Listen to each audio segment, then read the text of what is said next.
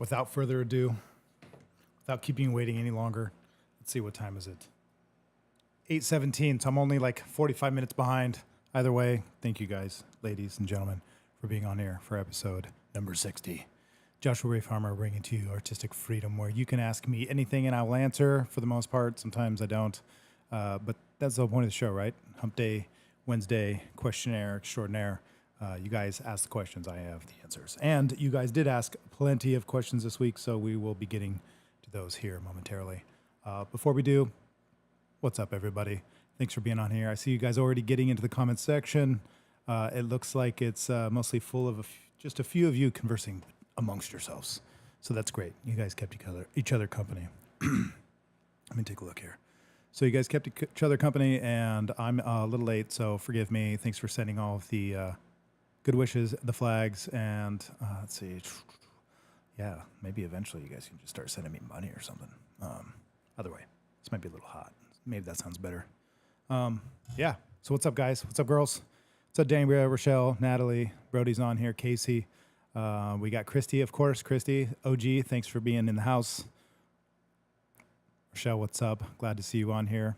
Hopefully you can stay for the whole night. We got a lot of questions, a lot of interesting questions. I did sort of screen a couple of them, but I didn't go super far, so hopefully there's some good stuff in there. We have a extra, what would be the word?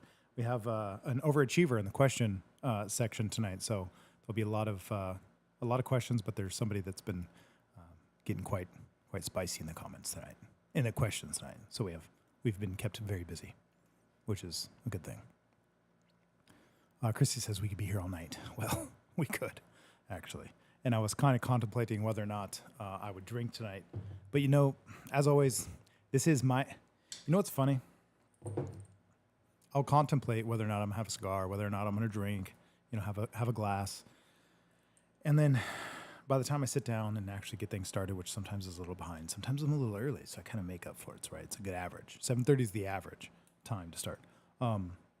But as soon as I decide to sit down, even though it's stressful all the way up, if you could just see the stress all the way up to the moment of getting live, finishing my day, getting out of the shop, getting here, setting up the stream, seeing you guys, and being like, fuck, it's like there's so much other shit I got to do. I was late, actually, technically, because the kids were in the shop behind us, and they were restoring a chair. And I don't know, it was just nice to see them. And I got a little behind, but it was worth it. So forgive me. But anyway, I was just contemplating whether or not I should have a drink, cigar, whatever. Like, fuck it, let's just get to it because I'm already late. And then as soon as I sit down, I realize, the reason I do this show, one of the main reasons is it allows me, specifically me, not just everybody else here sitting in bed watching this, sitting in your bedroom, sitting at work, hiding from your boss. It allows me to relax. This is my relaxing time. It allows me to be productive while also relaxing. And it allows me to join your guys' company. So thank you very much, and thanks for joining me. Let's relax together. I wish I had a Bob Ross voice, some sort of relaxing voice. That would be cool, because then it would really be relaxing for everybody. And of course, if you guys don't know, I've been drinking on this now for a couple of weeks. Mr. Scholler, thanks so much for bringing this for me. That was a good night. We had a good conversation over this bottle. He barely drank any because he's not much of a drinker, but we did have a toast, and I'm still enjoying this Crown Royal XO. It's still very, very good. Canadian whiskey, who'd have thought, eh? Here we go. Christy, thanks for saying that. And Rochelle, yes, restoring a chair. You'll have to ask them. I'm sure they'll be able to send you something and show you what they're doing. Landy, just in case you're wondering. Always. See, I have like this whole array, right? Like I got this nice little setup. I got from here to here. This is mine tonight, right? This is my setup. I got what I want. I got my lighter. I got my cigar cutter. I got a few of them just in case one fails. I got my ashtray, my setup, my crowd, my audience, my questions. I got you guys with me. This is great. It's not all about me, but tonight, definitely the screen seems to be all about me. So it's kind of cool to switch between the two different angles. These are the farmer angles. My best angle, my worst angle. Okay. Anyway, so if you guys have questions, you know what to do in the questions section. shoot me anything you want. Any questions you may have. If we're asking questions and it provokes more questions from you, feel free to do so or elaborate with me, and we can do that too. Amber says, love it. I can't wait because it's not my questions. Yeah, so it's switched from Dambrier to somebody else.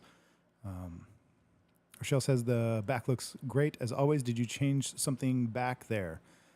I moved away from the background a little. I kind of pushed this desk a little farther forward, so it's probably just a perspective thing. Christy, if you have dad jokes, fucking send them. You know I love them.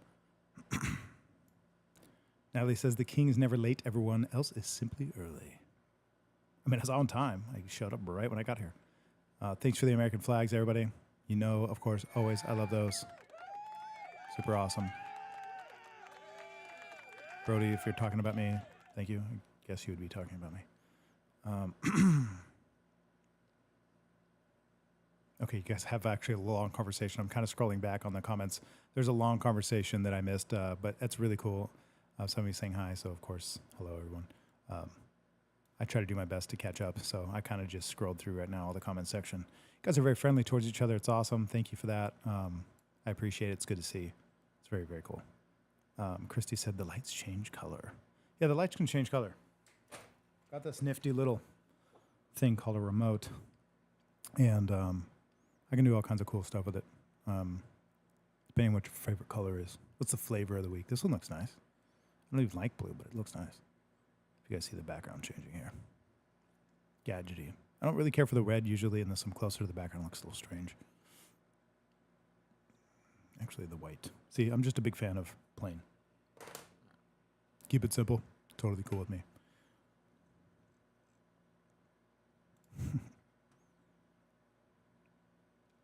Brody's already asking a question about the great outdoors.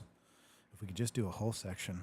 I talk about this all the time. This would be so cool. Just a whole segment of the great outdoors. I would all day long. So she's asking, how is it doing winter hikes? How is it doing winter hikes? Well, one, it's the obvious. It's cold. Two, it's really hard because every step forward is a step back or less because of the snow and the ice. And then also it's really difficult just considering that you're trying to stay warm, so you have to carry, you have to wear a lot. And wearing a lot doesn't keep you very mobile, so that's very difficult.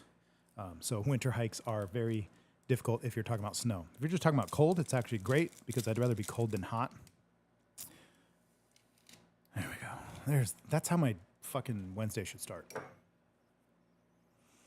It's time to relax. I think my blood pressure's been high all day, and then now sitting here, this is when it gets down. You guys get to watch the unwind. Yeah, that's really cool. Michelle says the orange looked cool too. Yeah, I hate orange, so that's not staying. But maybe one episode we could do it for you. Casey liked the purple. Tori, what's up? Thanks for being on here. She says she likes the green. You know what? How about this? What if we just do this? Let's just do this. Let's just see what happens. Just to appease the crowd a little. All right. So let me cut this thing. You guys have questions. You asked a lot of them. I'll get to them here in a second. Bear with me. Let's get this thing cut.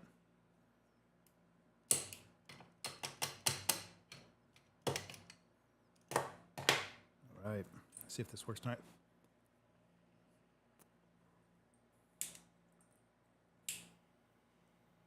Sorry for the pause. You guys are good at entertaining each other anyway, so. I'll remind you, if you guys are on Facebook, I probably won't see your comments, so you got to jump on YouTube. That's where the comments get seen, where they get streamed, where I can stay up to date with you. So if you're watching from Facebook, jump onto YouTube. It's my full name. Go to my channel, subscribe, like it, do all the fun stuff. That's why we're here, to support each other and entertain the masses. So join me here in the YouTube section.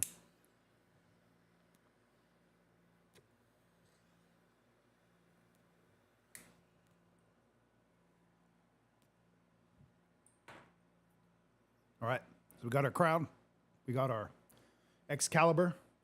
I'm sorry, this is the Holy Grail.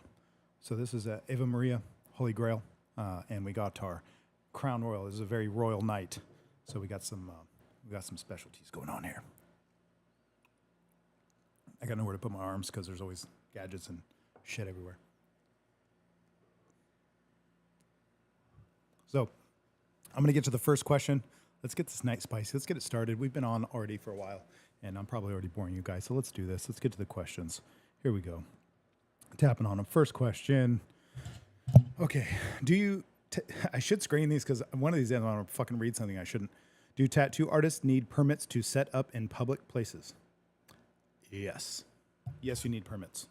There's quite a few different types of permits, but most of all, you need a health department permit. No matter where you are, pretty much anywhere in the U.S. or anywhere in the world, you're going to need a permit. So do tattoo artists need permits to set up in public places? 100%. And it will be up to the county. Whichever county you're working in, they'll have different laws and different fees, different rules, and some you're not allowed to. So you got to check first. Hopefully this person is watching the stream, because if you are setting up as a tattoo artist and you're in a public place, you've got to make sure you meet all the standards. Even if you are in public, you definitely don't want to be outdoors. If you're outdoors, you have to have some sort of shelter. And if you do have all such things and it meets the requirements, a lot of times events, if you're talking about being outdoors in an event, a lot of times the events will cover the said licenses, especially if it's a tattoo event. Of course, that's why you rent the booths, because they actually cover all of the costs of those licenses. So, but yes, anywhere you tattoo as a business, I don't know of anywhere in the country or in the world really that I can think of that you'd want a tattoo that doesn't require licensing for you to tattoo there. Now, little side note that if you're not a professional and you're just scratching on people and doing some barbaric shit, which is up to you, obviously, but if you are, then licenses aren't required, which means if you're going to somebody's home and they are tattooing and you trust them, then the onus is 100% on you as the individual. Whereas if you're going to a licensed establishment, then they should, of course, like us at the shop, be very professional and do their best to be as sterile as possible and meet health code requirements, and of course, obviously be licensed. But if you're going to somebody's home in their backyard, may God be with you. So, good question, though, actually. Very good question. Wish I got more tattoo-related questions. Shit I could talk about all day.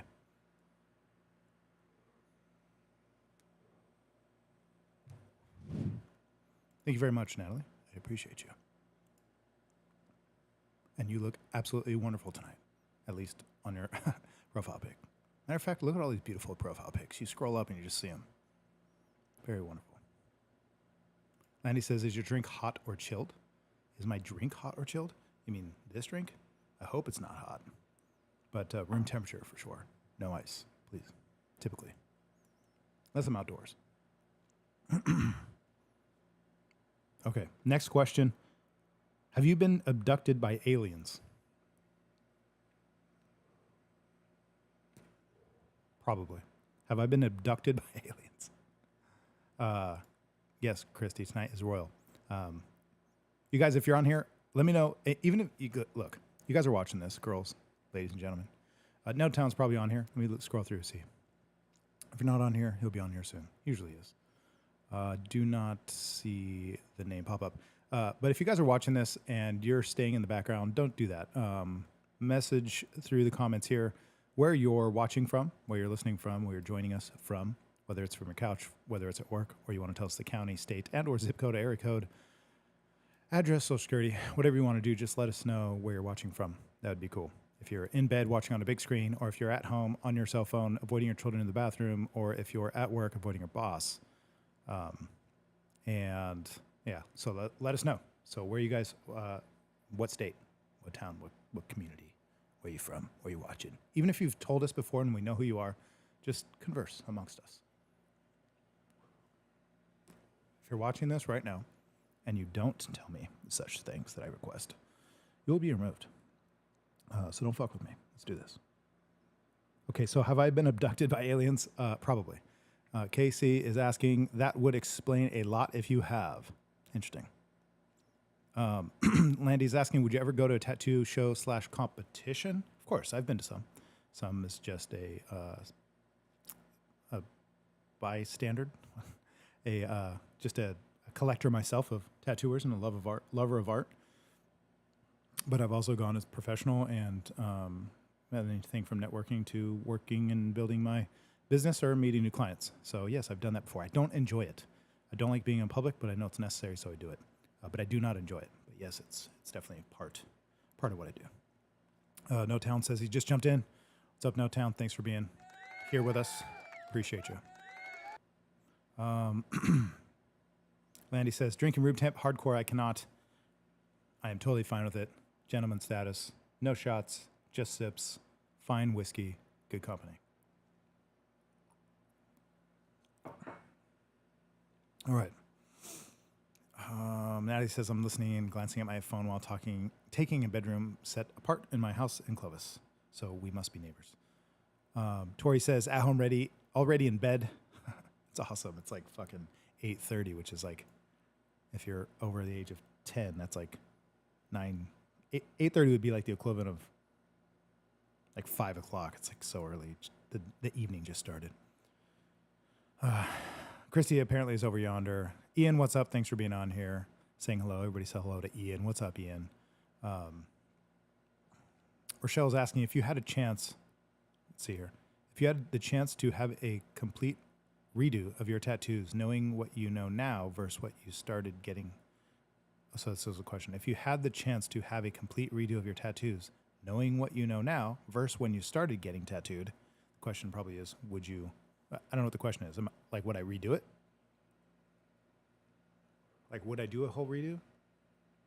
I guess that's a question. So if I had the chance to do a complete redo, no way. Not at all.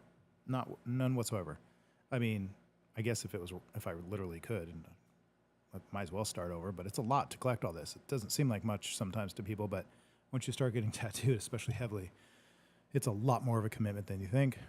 There's a lot more work that goes into it than people think, and there's a lot more pain and suffering, money and investment, time-wise as well, than people realize. So the more you get, the more you start to get initiated in realizing that this is a huge commitment. So the dedication, I think, is great.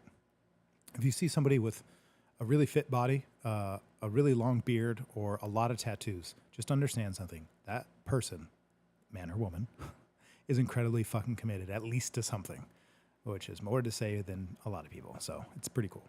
It's definitely a sign of commitment.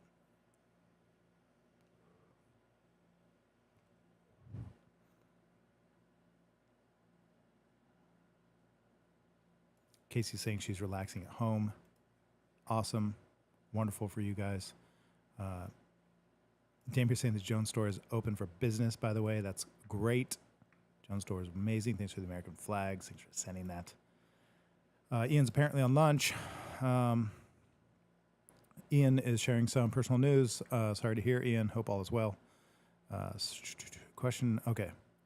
Rochelle saying the question is, would you erase it all and redo as a blank canvas, knowing what you love now versus what you got early? If it was a snap of the finger, obviously an impossible feat. I don't know, because I can't do it. I've never thought of it. But no, I think I have no regrets, 100%. Sending my condolences. There you go, getting some love. Ian, Casey saying it, Christy saying it.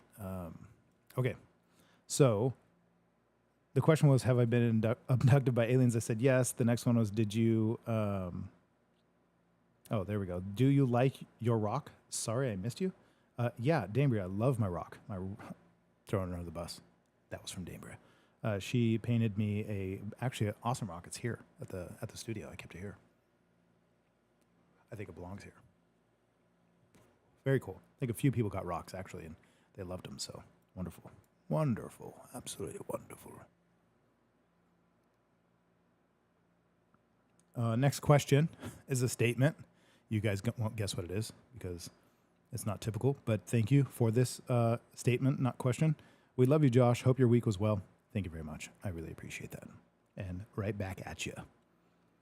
Next question. Let's see here. Scroll down a little. There's a lot of them. So actually, I got to, let's see here.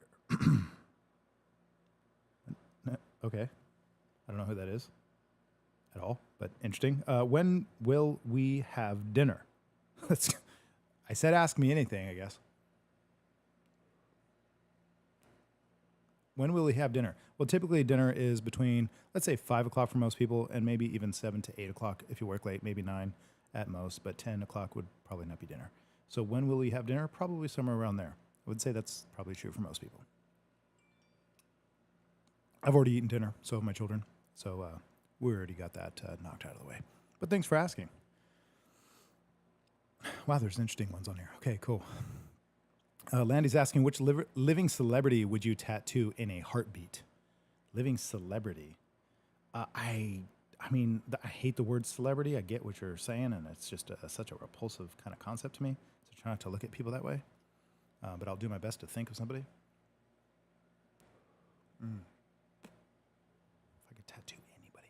You know, there's actually somebody, what is his name? He's a bow hunter. He's like one of the most famous people today for bow hunting. Cameron Haynes. That's who I'd tattoo. He's an incredible dude, and he has a really, really cool YouTube show.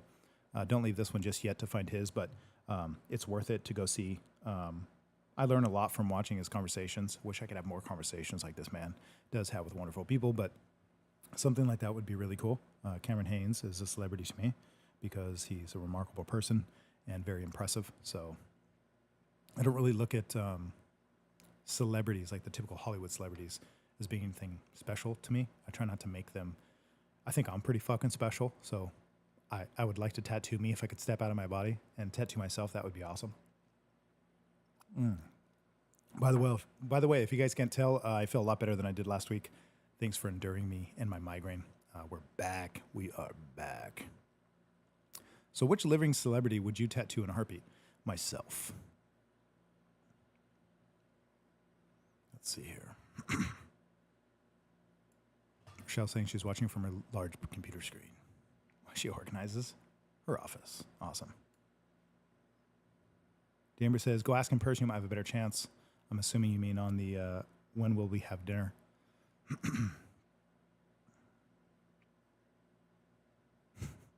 Rochelle, I'm sure you did. We are very much alike.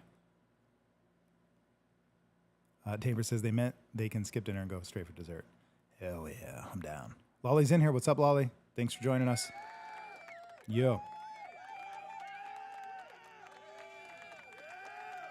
That clapping one is so long. Okay, this is a good one. Here's the next one. How you doing? Thanks for the questions, guys. Girls, these are mostly from females, so thank you. Well, right now I'm doing great. When she responded to this person, I probably was working, so I was doing great. I had an awesome client today. The shop was actually full of rad people today. Full of rad people.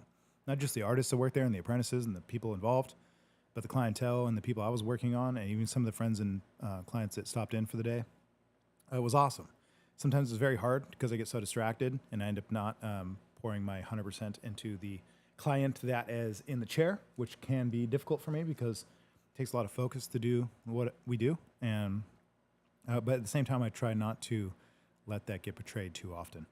But there are days where it's like, if every hour some new person walks in to talk to us or to me, it gets very distracting and I get very little done compared to what I should be getting done in a 8-hour session on somebody. But either way, how am I doing? Great. All the people in the shop are doing great. Today was a really awesome day. So that was pretty fucking cool.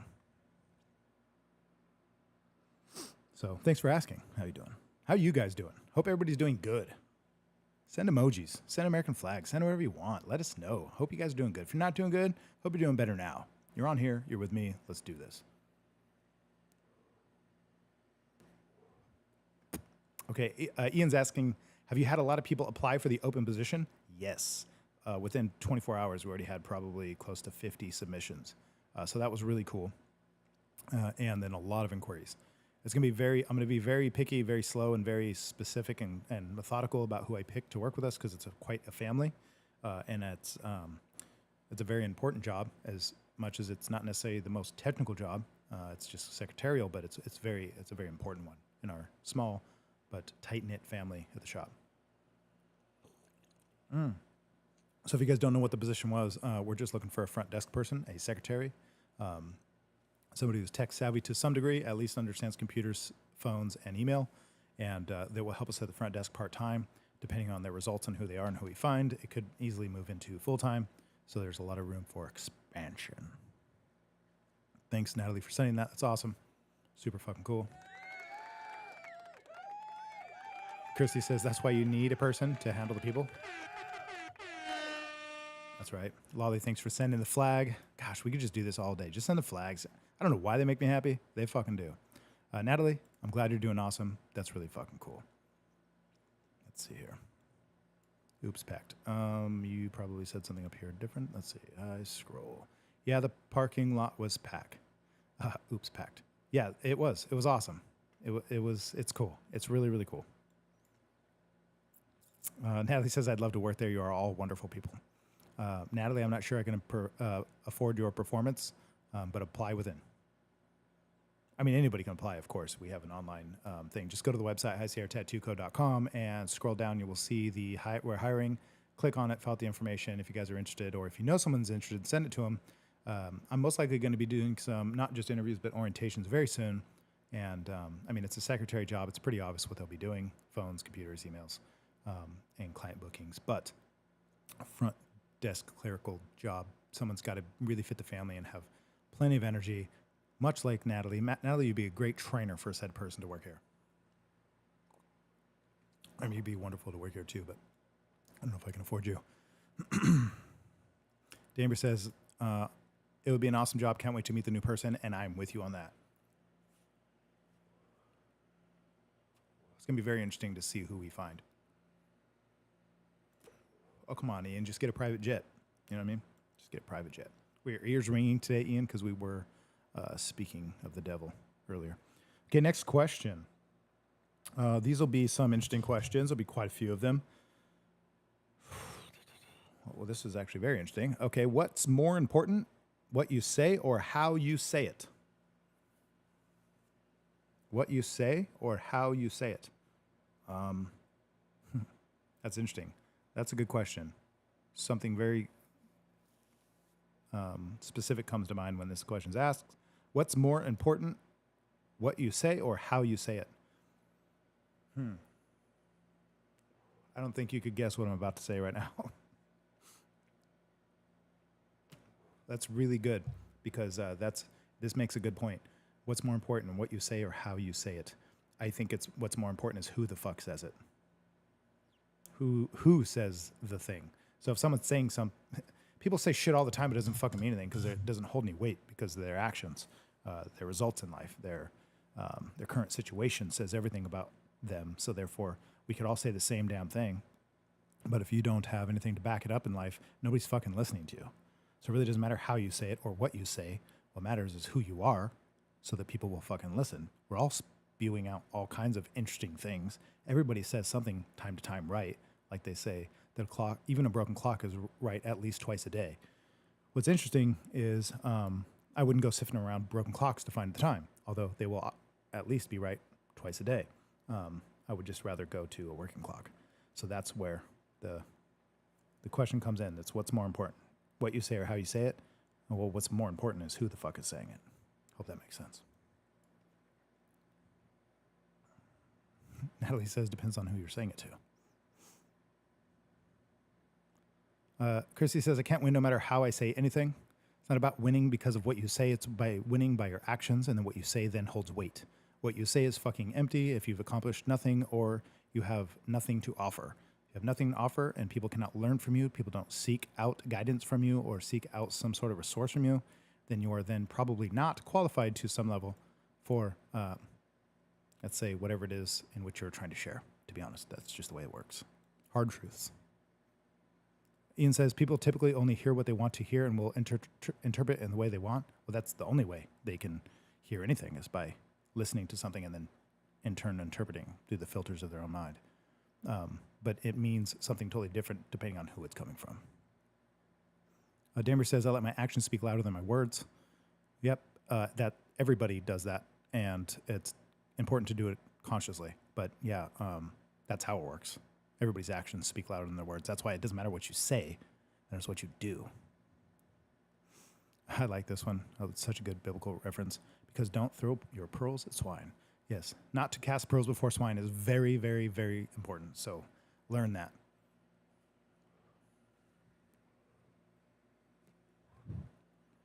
It's a really easy way to illustrate this. That if somebody wants to learn to tattoo, who are they going to go to?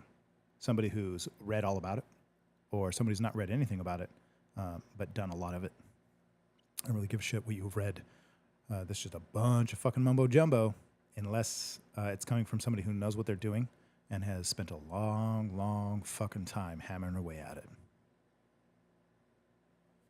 So, good question, though. What's more important, what you say or how you say it? Either is that important. It just matters who you are or who it is that's saying it. Next question, what makes you feel most empowered? What makes you feel most empowered? That's real easy. What makes me feel most empowered is when I get out of my own small self, my little egotistical, infinitesimal sort of,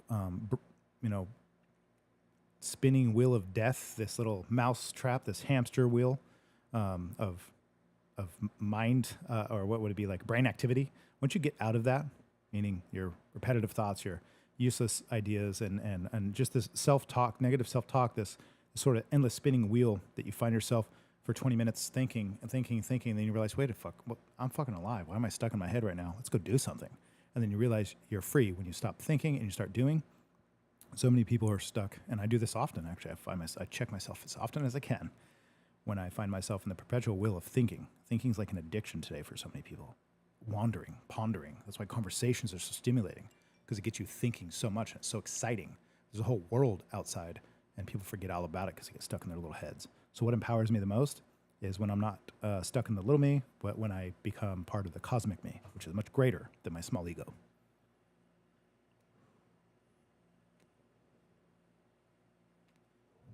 Okay, so another way to answer that, what makes you feel most empowered? When you're not thinking about yourself. I bet nobody's going to disagree with it. If you disagree, I would love to hear you. Don't be shy. Conversations are fun. But I would be hard-pressed to think that anybody disagrees with the fact that when you're most selfish and egotistical, that you are your smallest self possible, and you are then you are imprisoned by your small thinking. If you are thinking about yourself, that is as small as you can get. When you are thinking about others, that is just about as big as you can get. When it's not about you and it's about somebody else, you will do more. When it's about you, you will do less. So what empowers me is the same thing that empowers anybody, is when it's not about you, it's about being of service to others. So what makes you feel most empowered is a question. There you go.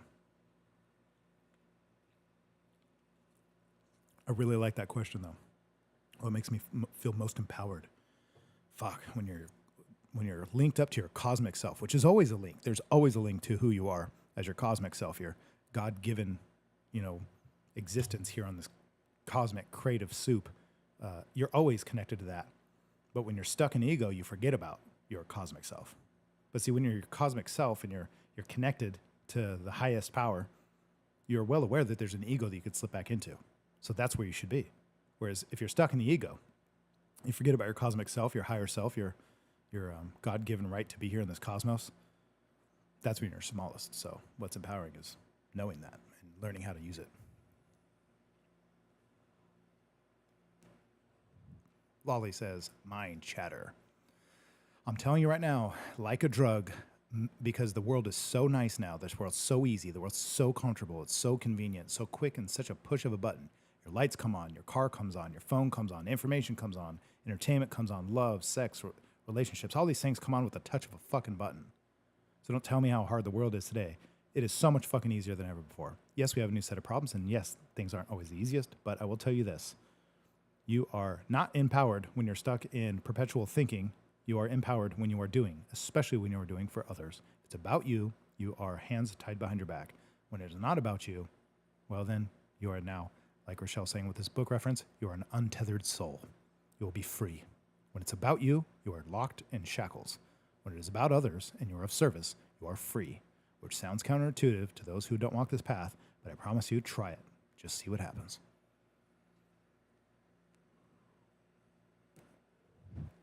Brody Jed says he speaks like the book, but he hasn't read it. It's mind-blowing and so awesome. That's cool. I've never read the book, but it sounds interesting. B. Barkus, glad you're with us. Really happy to have had you in the shop this week. Awesome. Thanks for sitting with me. I will say this. was just mentioning it if you weren't on here, that I feel bad when customers come in and I get distracted through the day and get less done than I probably should have in the time that they showed up for. But it does happen. I try not to let it happen, but it's a reality of life, especially being a shop owner, especially being so fucking cool, so charismatic and interesting, so full of wisdom and witty thoughts. I get distracted easy throughout the day. So I appreciated you coming in. It was really nice to see you finally again in the shop. I'm glad you made it. Glad you're here with us. And I do apologize for maybe not giving 100% of my time to you. I feel like I was probably closer to 75%, but I promise I'll make it up to you. So she's asking, what book did you recommend me yesterday? I forgot. It was the only book I remember talking about, I think, was Coming Apart. Is that the right one? Let me know. Lolly, stay tuned. I think they're talking about The Untethered Soul. That's the book I think Rochelle and Brody are referencing. But Barkus, I'm going to throw you under the bus a little and tell everybody that she, I hope you don't mind, but we're going there. I feel like it's appropriate. Barkus, a couple years ago, started a sleeve with me, a big, beautiful, wonderful, awesome piece, a dreamscape tattoo. It's unbelievable. It's incredible, actually. I wonder if did I take a picture of your tattoo, Barkus? Let's take a look here. If I took a picture of it, I'm going to try to share it here on the screen. If I didn't, I'm an idiot, and that does happen, and sometimes I am. And look at me. I'm an idiot. I didn't take a picture of it. I took a picture of us. Let's see. Yeah, and not only did I take a picture of us, but your arm's covered in the picture of us, so you can't see it. But Miss Barkus is still with us. She went through a bit of a rough patch there medically, and I don't want to give too much personal information, but if you want to share it, you can. Sorry for putting you on the spot. But she beat cancer. It was actually, even though me and her joke around all the time and are quite banter-ish, the truth be told, I was really happy to see you and know that you're still with us and that you're still coming in as a client, but also a friend, and I appreciate you dearly. And it was really cool to see your smiling face and hear that life's well for you and to see you healthy. So, Barkus, I'm super honored to have you here with us tonight.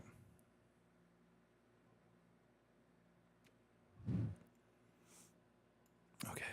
Ian's saying, which is your sleeve, Barkus? She is the mermaid staring at two lovers in the distance that she knows she can never have, or maybe thinks that she can never have in this tattoo with, what is it called?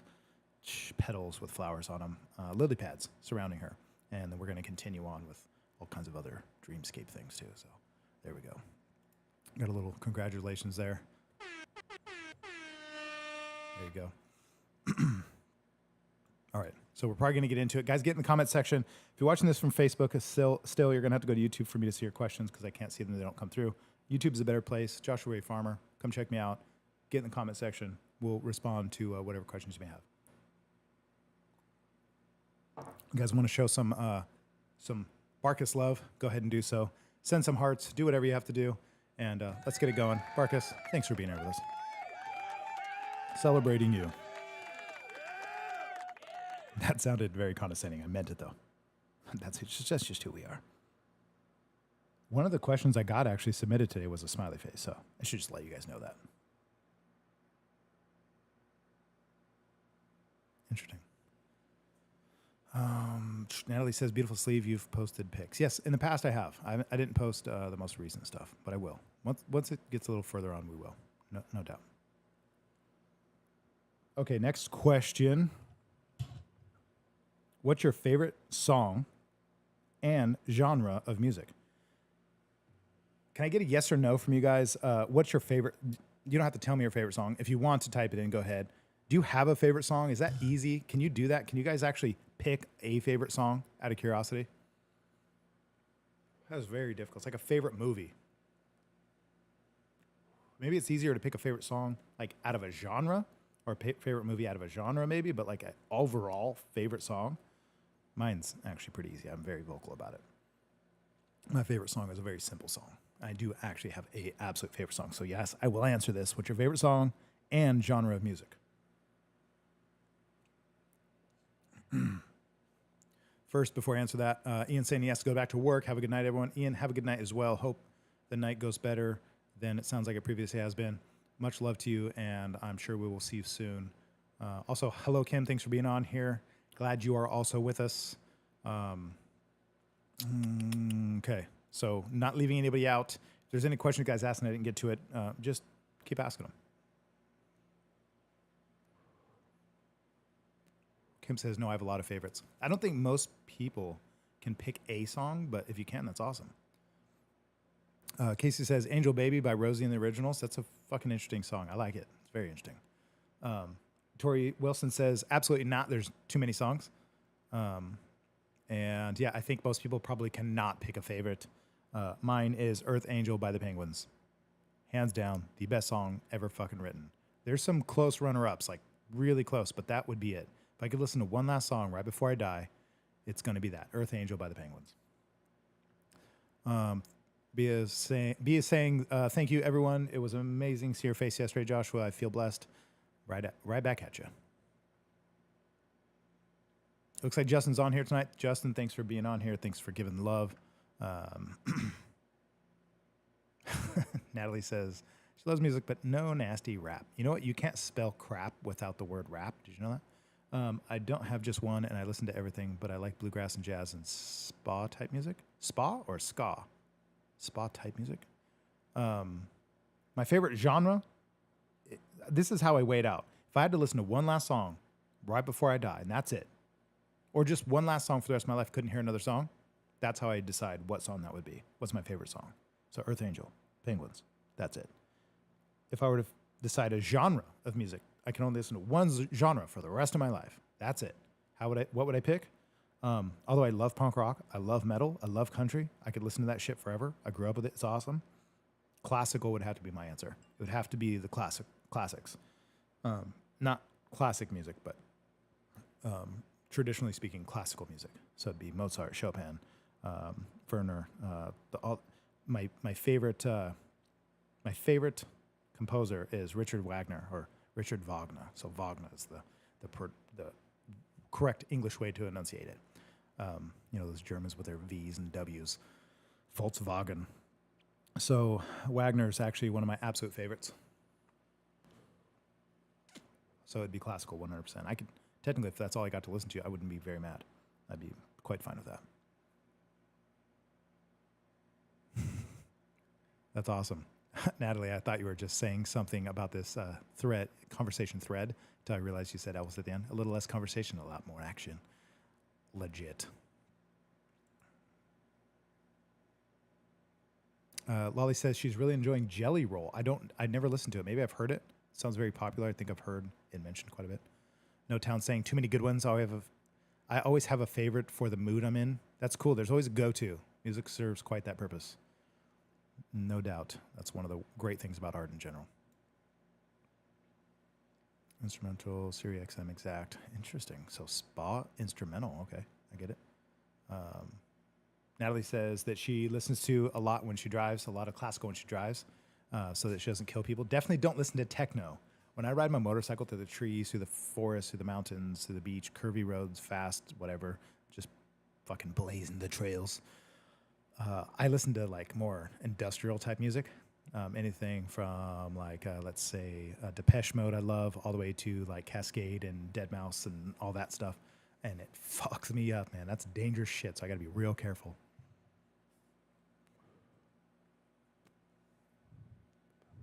Janis Joplin, interesting. Okay, so there you go. There's my favorite song and favorite genre.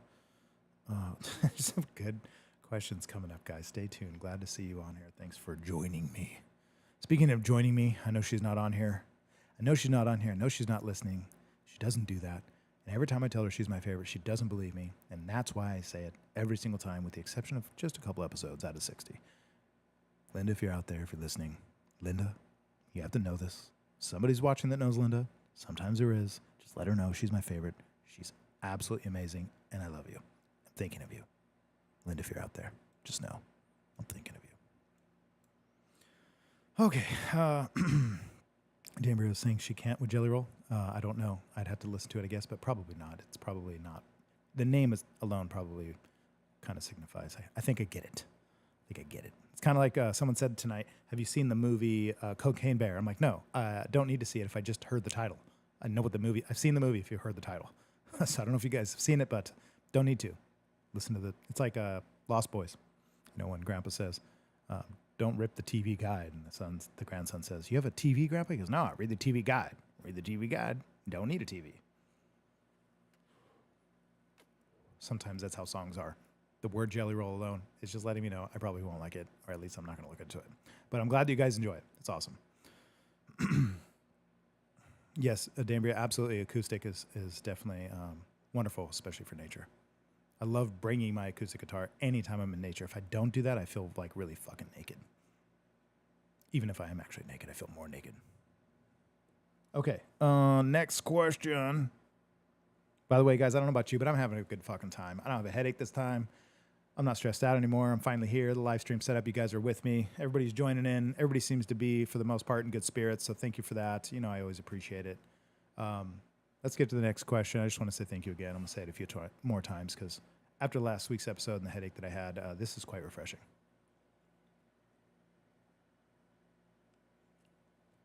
Okay. So here we go with the next question. This is weird. It's only noodles, Michael. Casey said, that movie is so ridiculous, not a fan. I'm assuming you're not talking about Lost Boys, but you are referencing Cocaine Bear. Yeah, not worth watching, I'm sure. Next question. What turns you off with women? Y'all don't really want to hear this. I don't think this is actually a conversation you want to have. Maybe you do, maybe you don't. I'm not going to be shy about it. If you guys really want to hear this, well, you're probably going to say yes. Yeah, it's going to get real if you really want to know the truth, because there's a lot. Sorry to say, but it's true. Maybe I should leave that one for a second and hit the other ones. So the question was, what turns you off with women? Next question. What's the most unusual place you have fallen asleep? Get your mind out of the gutter, guys. You knew it. I know what you thought I was going to say. What's the most unusual place you have fallen asleep? Most unusual place I've fallen asleep. Oh, maybe that's easy. I've fallen asleep standing up on job sites before, so fucking tired. I fell asleep one time on a 12-foot long board that was 12 inches wide, so not just barely bigger than my foot maybe at most, not even that. 12 feet long, 12 inches wide, 200 feet in the air, working on the Lemoore Palace. I had a harness on, so I tethered it to part of the building, and laid down, secured everything. My heart had all that, so when I laid down, I wouldn't fall. And I crossed my arms and my legs, kind of locked all my limbs in together, laid on the board, because getting down from this position at 200 feet in the air, climbing down the building without ladders and access, at the time it was new construction, takes 20 minutes or so and a lot of effort. So it was break time, and I'm like, I just kind of want to take a fucking nap. I was pretty tired. I was young and stupid. And so I slept 200 feet in the air on a 12-foot long board, 12 inches wide, 1 inch, maybe 2 inches thick. That was a pretty unusual place to sleep, I think. I fell asleep in somebody's closet once. Okay. Christy says, this is why he's single. That's definitely not true. That's not why I'm single. Life doesn't always work out the way you want it to be, unfortunately. But also thanks for the American flags. Thanks for those. Those are rad. Change the style a lot. House and Chains, heck yes. Like Bud and Urban Cowboy? I don't know. Casey says that sounds uncomfortable. Honestly, I can fucking sleep anywhere. I'm a professional sleeper. I go backpacking and hiking often. I've done it my whole life, and I sleep on the ground often, so I am no stranger to hard surfaces, and I'm totally fucking fine with it. Okay, here we go. So I'm skipping the question, what turns you off with women? If you guys want to get into it, fine. I'm not going to bring it up again. But if you guys really want to hear the answers, I guess we can get into it if it seems interesting to you. But I feel like that could be a whole nother conversation. So the most unusual place I've slept or fallen asleep, I would definitely say was 200 feet in the air on new construction. Another fucking question. This one gets me. This can actually be part of that question, what turns me off with women. So the next question is, do you believe in horoscopes? Amanda, what's up? Thanks for being on here. Good to fucking see you. Good to see you. Amanda is joining us. She's saying hello, friends. You guys can say hello right back. We could just have a conversation in the comment section here, just saying hi to everybody and bye to everybody and how much we all fucking love everybody. This is like one big old huge digital orgy. Glad my mom doesn't watch this so much anymore. If you guys are wondering why mom was not on here too much, she actually told me, I'll tell you guys, why my mom doesn't watch this as much as she used to. She said because she goes to bed early. You know, she's older folk. Her and my dad like to get to bed early. They like to wake up early too. So my mom told me recently that she's like, don't take offense. I don't watch all the time because late at night, it's very stimulating to watch her show and it keeps me up because my mind starts racing. So when I don't watch it, it's because I still need to get to sleep. So I think I was messing up my mom's sleeping patterns. So mom, I love you and I hope you sleep well and you don't need to see the show because you got me. So if you guys were wondering, that's why. That's funny you called it that. She said, Casey says, grew up sleeping on what my parents called a pallet of blankets on the floor. We always said the same thing to my grandma. Grandma would always make us the best pallets. I don't know why the fuck we called it that, but that's what we said. I made you a pallet, and it would just be blankets on the floor, on a carpeted floor. That's it. And I don't know why they call it pallets, but we did the same thing. Lenore's on here. Thanks, Lenore, for being here with us. Everybody, thanks for being with us. Next question was, do you believe in horoscopes? No, I absolutely do not. The reason I don't believe in horoscopes is because the only people who care about horoscopes are women. And women are emotional creatures, which is totally fine. And amongst women, that is totally cool. But when it comes to men, I've asked women, I've actually said this before, that men never go up to each other and say, bro, when was your birthday? Are you a Libra?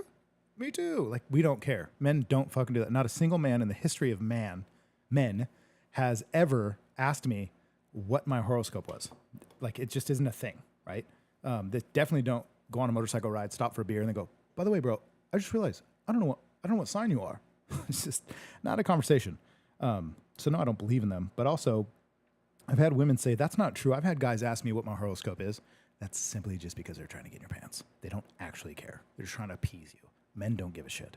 You guys can do that amongst yourself. That's totally fine. But no, I don't get into it. Do I find it intriguing or interesting? Honestly, not at all. Matter of fact, if somebody starts bringing it up, it's one of those things where I try not to let my eyes roll back in my head, just to be honest with you. That's cool. Amanda says she still calls it a palette. Super fun. That's fun. So it seems like a lot of us actually do that. I know Rochelle remembers when Grandma used to make us palettes. Heidi said that's what kids do, mess up sleeping patterns. Interesting. That's interesting. I don't go to bed till super late, and I wake up kind of early, so it's really hard to mess up my sleeping pattern. I think if you go to bed early, it's easier for a sleeping pattern to get deliberately messed up by people who don't. But if you just sleep less, maybe you'll sleep more. Interesting. If you sleep less, you might actually end up sleeping more. Okay, here we go. So, no, that's the answer to that. I do not believe in horoscopes whatsoever. Damn, there's a lot of... Are these all questions? Hold on a second. This is interesting. Let me get here. Let me get a little further in here. Yeah, there's a lot of questions. We'll get to them. Casey said, horoscopes freak me out, LOL. They're just made up, guys. There's just nothing from them. People read things other people wrote regarding almost zero science. It's just the facts. You could get into it all you want, and it's totally fine. I'm cool with it. Do your thing, but it's not for me. I just think it's silly. I think it's silly on my end. If you do it, I literally could care less. But for me, it's literally not going to happen. See if I can unwrap this L wrapper here. Pretty fancy. Check this thing out. It's like a very, probably can't really see it. Anyway, very elaborate wrapper here. Pretty cool. It's upside down. But there you go. Anyway, throw that in the old ashtray so we can keep smoking along on this. Here we go. Here we go. Here we go. Damer says, some women even do moon, water, and crystals. Do you? If it works, I mean, there's such thing as a placebo effect, and there's something to be said about it. There's nothing wrong with it. It's just not for me. If you're into it, it's totally cool. I'm not saying there's nothing to it whatsoever. I'm just saying it's not rooted in science. No, I don't know.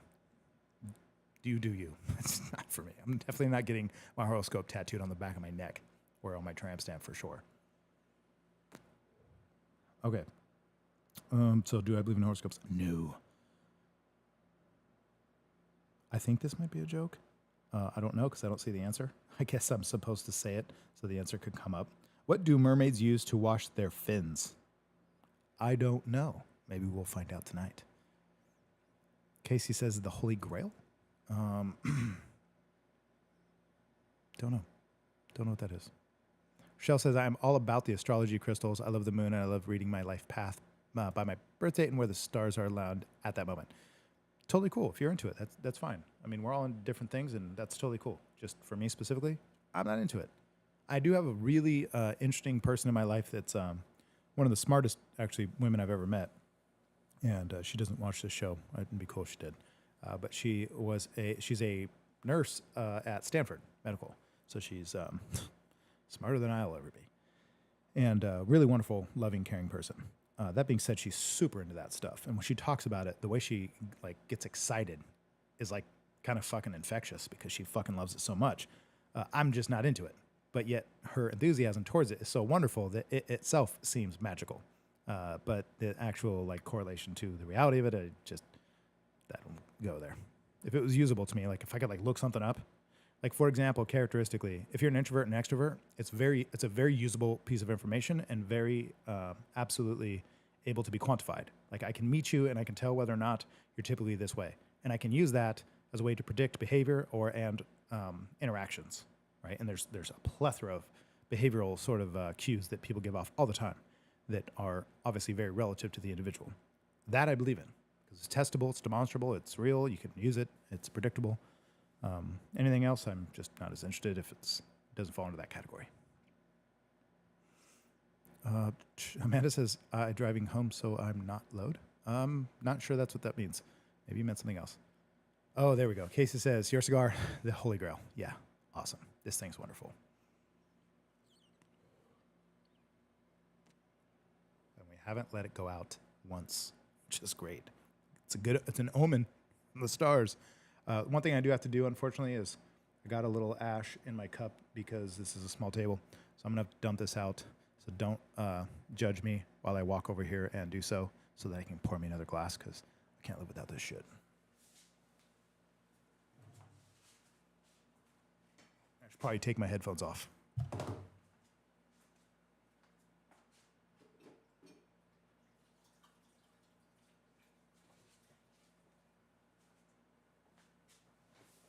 It's kind of like a Mr. Rogers moment, huh? Where like he gets dressed and changes and goes into his kitchen or his living room or whatever, and you can see him in his natural habitat. That's what that was right now. It was a Mr. Rogers moment. I loved Mr. Rogers. Okay, pours a nice little finger in here. Don't die. Okay, we're back. We got the whiskey. We got the butt shot. Thank you, guys.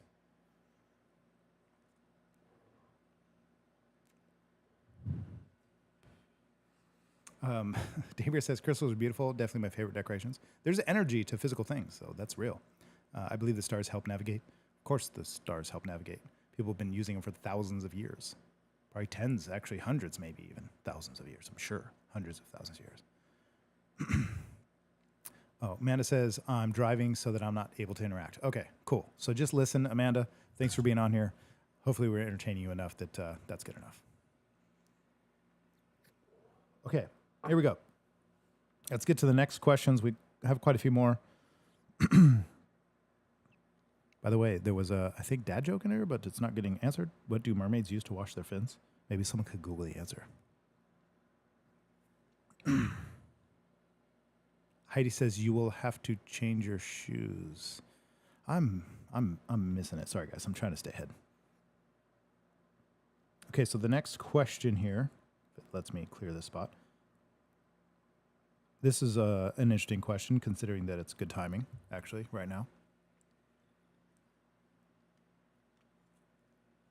So the question is, do you ever think about expanding your shop to multiple locations, or are you going to stay authentic? Well, I don't know that you can't stay authentic by growing. Maybe that's not the right word. Am I going to stay authentic? Well, I don't know how to do it any other way. But am I going to expand my shop to multiple locations? It is a goal of mine for sure. Oh, Heidi. There you go. Sorry. Right over my head. Sometimes I'm a little blonde. No harm, no foul. But yes, no, I'm not going to change my shoes like Mr. Rogers. Although I could. It would be nice. I could cross my legs, take a shoe off, and yeah. I loved Mr. Rogers. It was so cool. What little kid didn't like to watch some old dude that looked like an uncle take his clothes off in front of you as soon as he walks in the house? Okay. Okay. So the question is, do you ever think about expanding your shop to multiple locations, or are you going to stay authentic? So expanding my shop to multiple locations, yes. The few that I have in mind are Hawaii, probably Oahu, somewhere near the base. The other place that I would that I consider often, and it runs and rattles through my brain, is Las Vegas for many reasons, especially financial reasons for business opportunities, and also the Portland, Oregon, at least general area up there, because then I would be a lot closer to Montana, which is where eventually I'd like to end up. So I definitely expand on thinking. I definitely think about expanding often. That would be awesome. So one of the things I'm doing currently is making sure that I can get my shop running appropriately in a professional manner, in a more sophisticated manner than just a artist like myself kind of winging it and making it work, which does work. But if I want to grow, I need to get more serious and get more organized. So I need systems in place, and I'm going to need someone to help me build them. That's why I'm hiring somebody for the front desk, so that we can maximize our potential, at least as of now. So that's it. So yes, I do want to expand 100%. Probably not locally necessarily, maybe one day a bigger shop, but definitely expand by maybe opening other locations or even other businesses. Right now I plan on working on a couple new businesses simultaneously because they support each other. One is a media business. I won't disclose the name just yet. I'll actually be talking with someone tomorrow about it, which will be exciting, bringing her here to the studio to show her what I have going on. And then also getting somebody to work at the front desk at the shop that will also help there. Also working on building digital products on the website that is up and running, but nothing available yet, because be patient. But on the tattoovault.com, we got that rolling. So that'll be my digital platform for all my educational stuff, tattoo related. It's really excited to build on there, to have anything from coaching and courses and classes to videos and, pretty much anything you could think of. Any question you can imagine regarding tattooing eventually will be on this thing. You'll have a subscription-based model, but also just individual courses you can take, as well as signing up for in-person consultations, classes, courses, live interactions, and seminars. So that's a lot, but patience, patience, because it's gonna take a while. So I plan on doing that. That's my next venture. That will allow me to be more remote, which means then I can go to other locations and still be effective.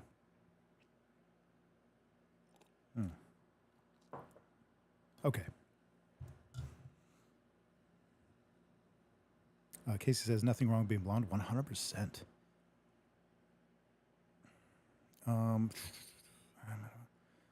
Casey's saying, not the right word, but the question box only lets us type so much. I get it. I get what you're saying. But definitely good enough. Natalie says, one thing that turns Joshua off is observing over horoscopes, or obsessing over horoscopes. I would just say anybody who talks to me about horoscope, like if a girl asks me about my horoscope and doesn't let it go, it's annoying. And of course, none of us are perfect. I'm sure I can get annoying too, especially when I talk too much about things that I'm interested in. It's not always the best for everybody's interest, and that's fine. We're not for everybody, not everybody's for us. Okay, let me scroll down. Where's my mouse? What's going on here? Let's get this organized so I don't ash my own drink again.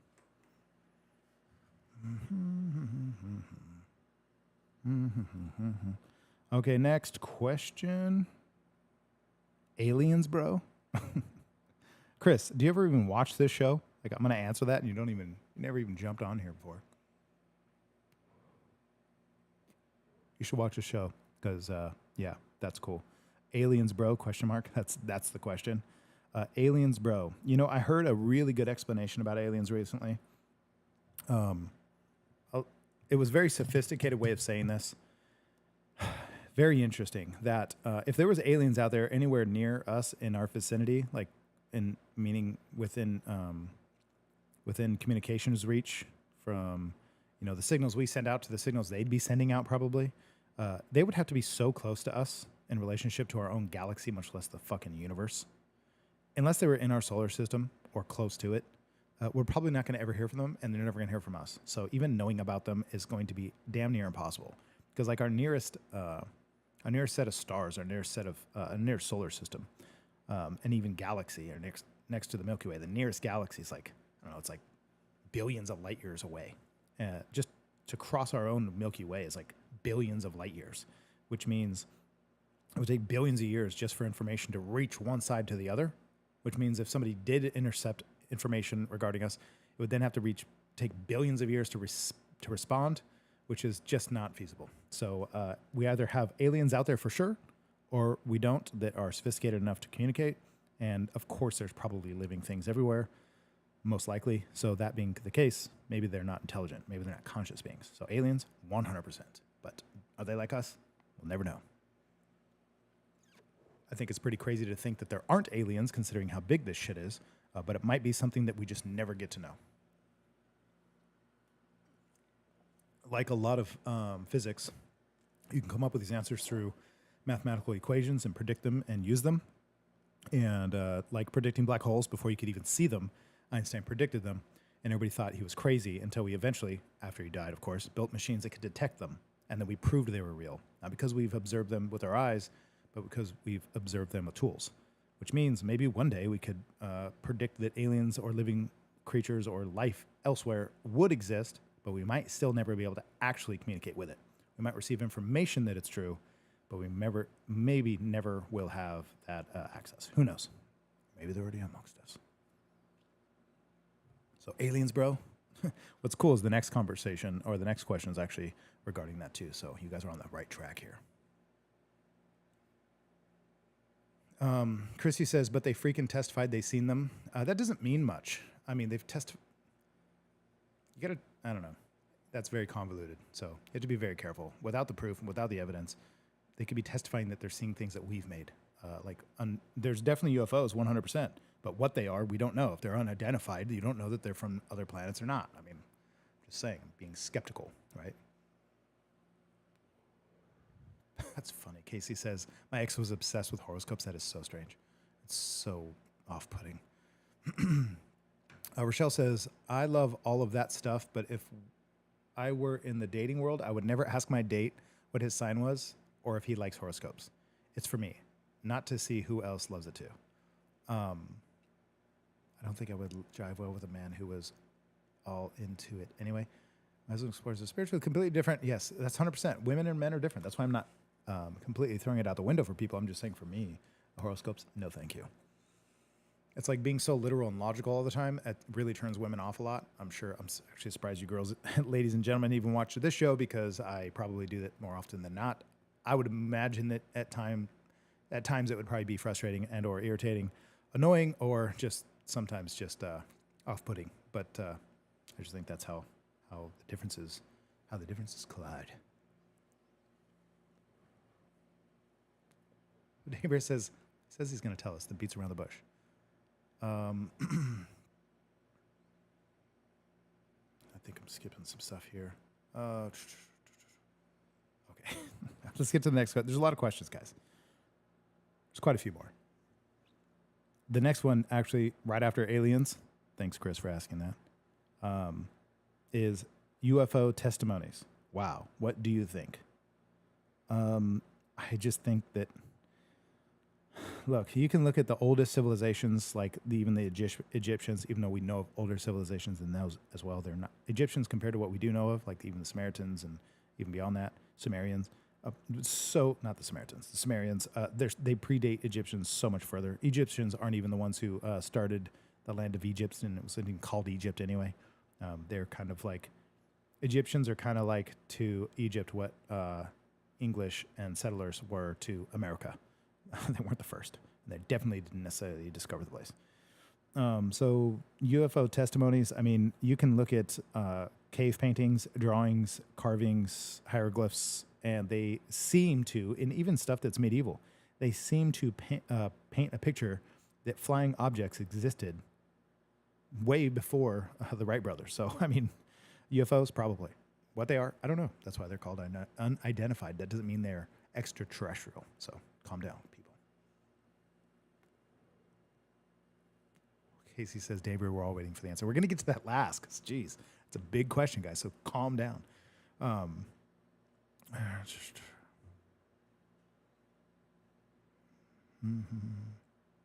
okay. So do I believe in UFOs? Personally, yeah, sure. There's unidentified flying objects out there, but what they are, I don't know. How can I make a claim if they're unidentified? That's the definition of them.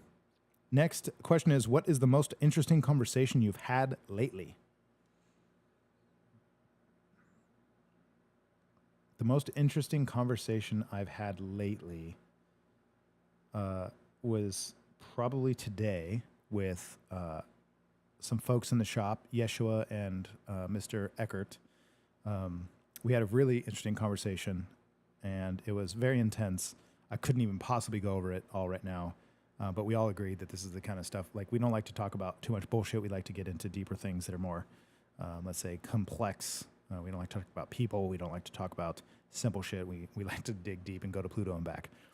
So it was today. So thank you for asking. What's the most interesting conversation you've had lately? It was today with a few folks that we basically talked about anything from God and Jesus to the Clintons to sex trafficking to, the state of our economics and social structures today. I mean, literally, that's the conversations we had. It was really cool. And even Peach was listening to us in the shop, one of our artists, and she had mentioned, she goes, you guys should go on a show. Because this conversation, apparently she's found it at least interesting enough or fitting enough for the show that she had to remark about it. So that was a very fun conversation I had lately, was today.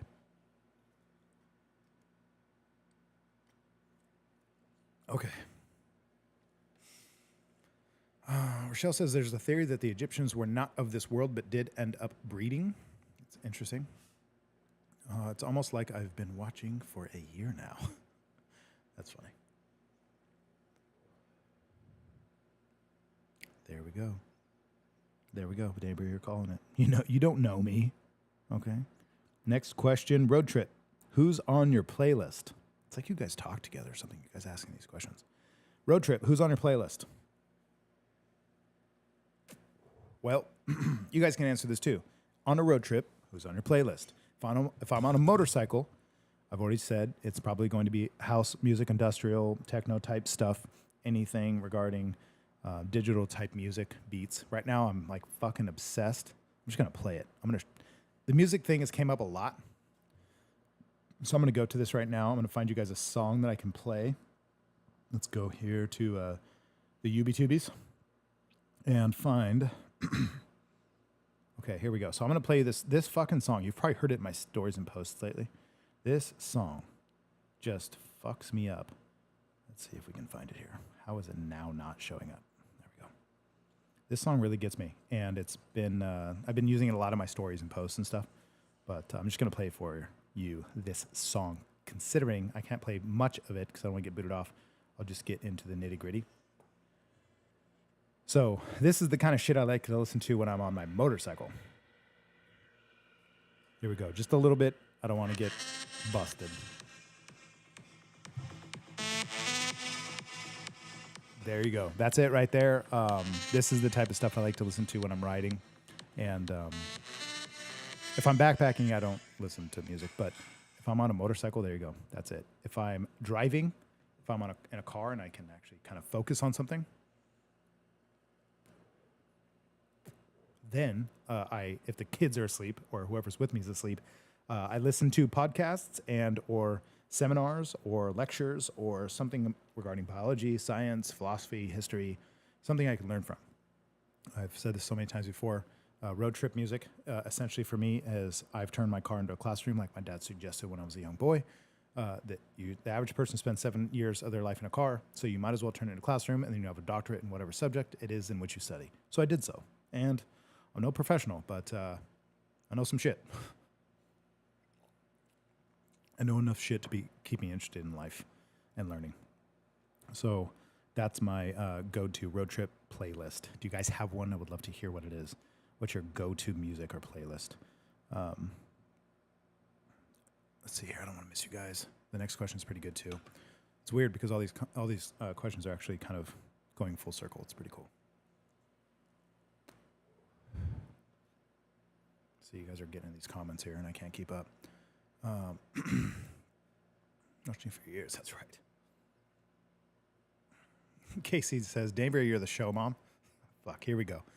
That's right. Everybody in the shop calls me the shop father. Brody says, what are your basic necessities for a happy life?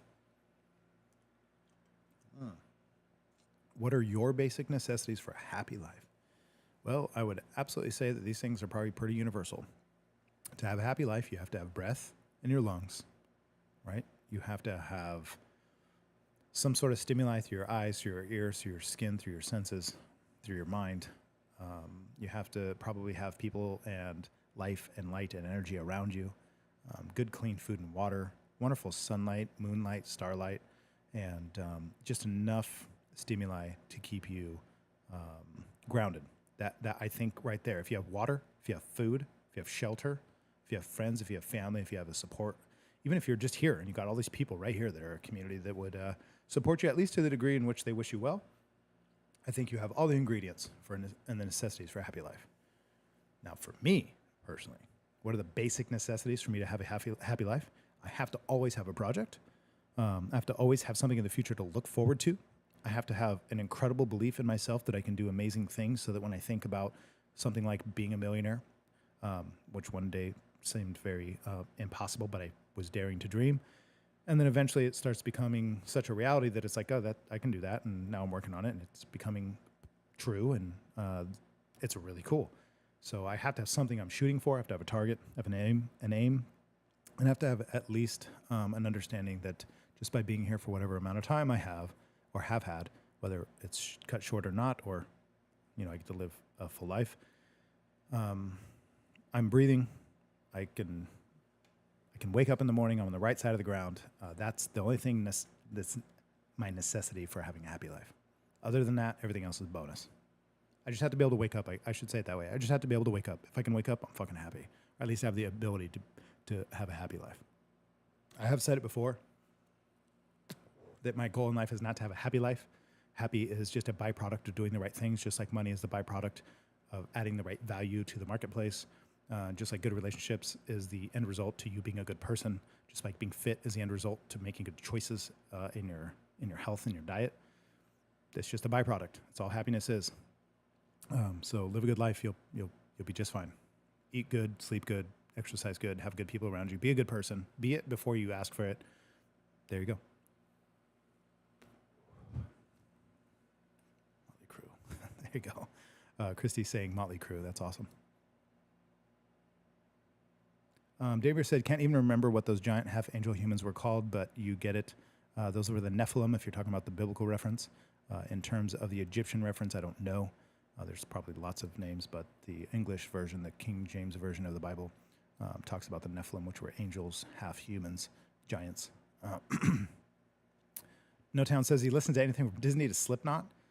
Okay, there you go. I'm not sure if I know any Disney songs that I like. Maybe I'm just missing the fact that they're from Disney. But that sounds interesting. But I do like Slipknot. Even better, I like Stone Sour. But Slipknot's fucking rad.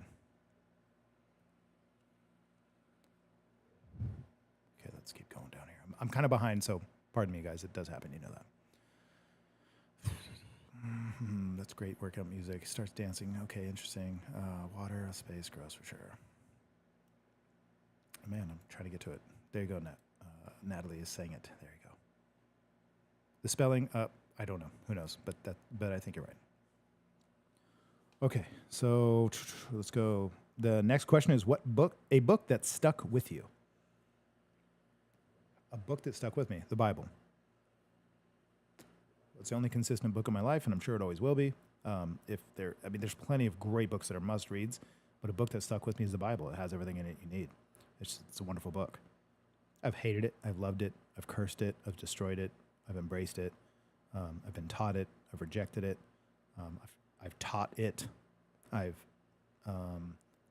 encouraged the learning, and I've discouraged the learning of it, the inquiry of it. So I've been on all sides of it, and I'm not ashamed to say that. I've tried and tested it, and I have a bit of a unique relationship with it and appreciate it dearly. So the Bible is that book. So there we go. Just to play this game a little bit, a book that stuck with you. I'm going to play on that for a little bit because I think books are very powerful. since you're asking. Try not to lose this thing. Okay, so some of the books that stick with me, other than the Bible, is, well, right now I'm reading a book called A Billion Wicked Thoughts, which is quite remarkable. I'm going to kind of just rattle through some of them randomly. A book called Devoted. If you ever want to read Devoted, it's by, I believe, Dick Hoyt. He's a marathon runner. He's an Ultraman, actually, an Ironman competitor, an Ironman champion, I guess. So that's one of them. Another one that I've read multiple times, and you guys have probably heard of it, is The Alchemist. I'll rattle off a few really main ones. Other than the Bible, you have Devoted, you have The Alchemist. Think and Grow Rich is actually amazing by Napoleon Hill. It's a must read. Anybody in finance, success, sales, or marketing already knows this book, but it's wonderful for life in general. The Secret, as much as it's corny, it is very, very useful and powerful. I think it's very, very important. The Power of Now by Eckhart Tolle, or Tolle, or Tolle, or however you say it, is amazing. Viktor Frankl wrote a book called Man's Search for Meaning. Must read, can't skip it, have to read it. If you want a good life, you've got to learn these lessons. Those are some of the books that really stand out to me, that have changed my life, transformed my life. The Awakening, the Awakening the Giant Within, which is, I believe that's the title, is an amazing one. The Richest Man in Babylon, old biblical stories about finance and life and the structure of business. That's the type of stuff I read. There's so many of them, but those are wonderful fucking books. You just must read them. Can't Hurt Me is a book by David Goggins. So I'm just rattling off some because I fucking love books, and I do think that they shape who you are. Just like movies and music shapes your experience in this world, so does the information in books. But there was a time in my life where I read so much books, and I was taking so much action and learning so much that I realized I should probably put the books down, because I kind of got past my information, outgrew my action.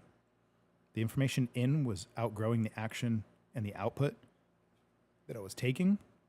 So I stopped reading until I caught up with what it is that I learned that I was practicing, if that makes sense. So I got really intellectually much further than what my actions proved. So I learned so much shit, but I wasn't applying it all, but I loved the learning part. So I found myself spinning that wheel for so long that I realized I should probably stop the learning part and start the applying part. And I think that's a very valuable lesson to learn. Sometimes put the fucking books down and work and do instead of listen and read, because that could just be entertainment, by the way, if it's no action applied to it. So take actions. I think that's why books are so special to me, is because there's no secrets in them. I don't think. I think they are just clues to taking action, the right action, so that when you take the action, that's where you find the secrets. By living your life physically, literally, that's where the gold is. It's not in the book. It's not in the words. Those are just signposts and clues to things that you should try, so that when you put it into action, you get the real experience, and that real experience is full of everything you're looking for. Okay, let's see here. Casey says, hold on, let's go here. What was that amazing artist from the book you showed me? I tried to remember so I could show my room. My favorite physical artist, my favorite painter, my favorite visual artist is H.R. Geiger. So that was the book. It's an amazing book. I have his artwork all over my studio, all over my house, actually everywhere, but I think technically here, because I don't spend a lot of time here as much as I do home. So I like to see that shit there. So yeah, H.R. Geiger is it. Damber says, wow, Josh, you made me realize something I never thought of before. Thank you. Cool. There we go. We win. That's right. So thanks, Damber. I hope it was useful. Lenore says, love books. At one point, you would think my place was a library. Yeah, that's a good thing. I think every person should have a library, no doubt. Yeah, Lenore says she's read The Alchemist multiple times. Yeah, you're going to read that book and get something different out of it, depending on where you are. The message will change. The information is the same, but who's reading the information will determine the message. So there you go. Casey said, my brother showed me The Secret. The Secret's good. It really is. There's a movie, too, so you can just watch it. I'm a huge fan of audiobooks because you don't always have time to sit and read. But if you do, I think it's worth it. At the same time, sometimes people say I read that book. What I mean is I watched it or listened to it through Audible. I do that often. It's very, very useful. A lot of times if I'm driving, like to see family or something, and I'm driving hours, long 5 hours, 12 hours at a time, on an airplane, whatever it is, time to kill. Give me a good excuse to have 12 hours to myself, and I'm going to get into a book or into a seminar or into something. So aside from books, there's lots of seminars that I've actually listened to over the years that have also become incredibly powerful. I couldn't even get into all those because there's so many good ones, so many life-changing ones. Why is this not charging? Hopefully the phone doesn't die. So that's where my questions exist. Okay. So we went over the books. That's a fun conversation. I love those, so thank you for bringing that up. Make sure I'm not missing anything here on the old streams. Natalie says also, definitely the Bible. But don't give Satan a seat at your table is a good one. That's interesting. I don't think I've ever read that one or heard of it, so that's very interesting. Okay, so next question is top 3 favorite movies. Also very easy. My top 3 favorite movies. Number 1, 100%. Before I die, if I could watch only one more movie for the rest of my life, just one. See if you guys can guess. I'm difficult. See if you guys can guess, and then I'll tell you. We've done this before already, but the top 3. So I won't tell you number 1. So I'll tell you the next 2. So the first one, by the way, is a comedy. So you guys can guess which one that is. So top 3 movies. The second one would be a drama horror film. I guess you would just call it horror. That would be Lost Boys. And the last one, last but not least, as corny as it sounds, I fucking love The Notebook. I love the music. I love the story. I love the acting. It's cheesy. It is what it is. Shoot me. So The Notebook. So you got Lost Boys and Notebook, but the comedy, that's the one. That's my favorite one. If I could watch one last movie forever, the rest of my life, it would definitely be, just like Brody said, Dumb and Dumber. You got it right. You got it. So Dumb and Dumber is my absolute fucking God. It makes me want to go home. Sorry for my language. It makes me want to go home and actually watch it right now. Little fun farmer detail, since we're talking about me, is whenever I see people eating or drinking, if somebody is going like this in a movie, like I can't watch Ron White without having a whiskey. If somebody's got a drink in their hand, it just looks so good. So good. And eating, anytime somebody's eating, which you ever notice in movies, you cannot tell what the fuck they're eating. Like everything in movies just looks like some little ball of mashed potato on the end of their fork or something, or a little piece of meat. Can't really tell, but something about it just makes me fucking hungry. I can't watch people eat or drink on movies without me wanting something. So, little fun fact. Rochelle says, Dumb and Dumber, The Joker. Which Joker? The recent one, The Joker? It was an incredible movie. Really hard to watch for the first time. First time I watched that, I was like, man, that was a dark movie. A brilliant movie for sure. Okay, so top 3 favorite movies. There you go. I just answered them. The next question is not a question, it's a statement. And I will tell you what it is here in a second. Damir is saying, that's interesting. Damir says, what's the decor in your studio? What's the theme or vibe you are going for? I don't really do that anymore. I just kind of have stuff and put it up, and I just kind of make things I want, and I don't really think about that part, although I'm sure obviously I'm influenced by things. But what is your decor, and what's the theme you are going for? I would ask if you mean in the studio. Or do you mean in here? Question mark. Or are you talking about at the shop, or both? I'm not sure. So clarify, and I will answer. Casey says her second is Forrest Gump. I love that movie. That's another one of those classics. There's so many good movies and songs. It goes forever. I'll get to the last question here.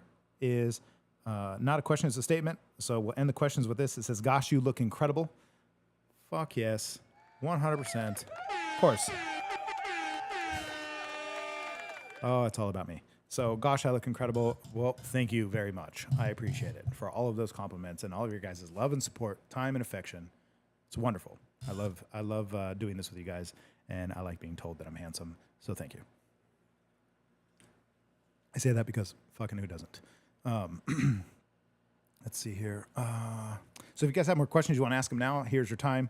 If you're on Facebook, as always, you guys, I can't see you. You have to go to YouTube for me to see you. I'm going to peek real quick, see if I can actually see the live stream on the Facey Bookies. I'm not a big fan always of Facebook just because I feel like it's such a cock blocker.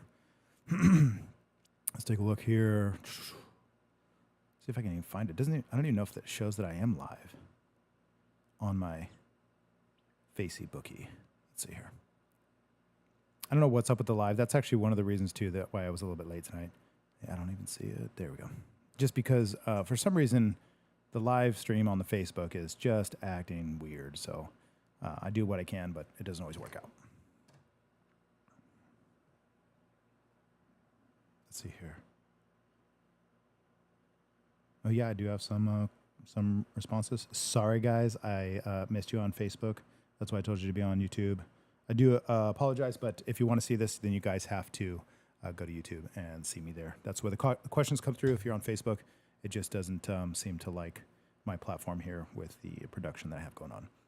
So I don't always see what you're posting or asking or watching or whoever's active. So I apologize for that, but it's just the way it works.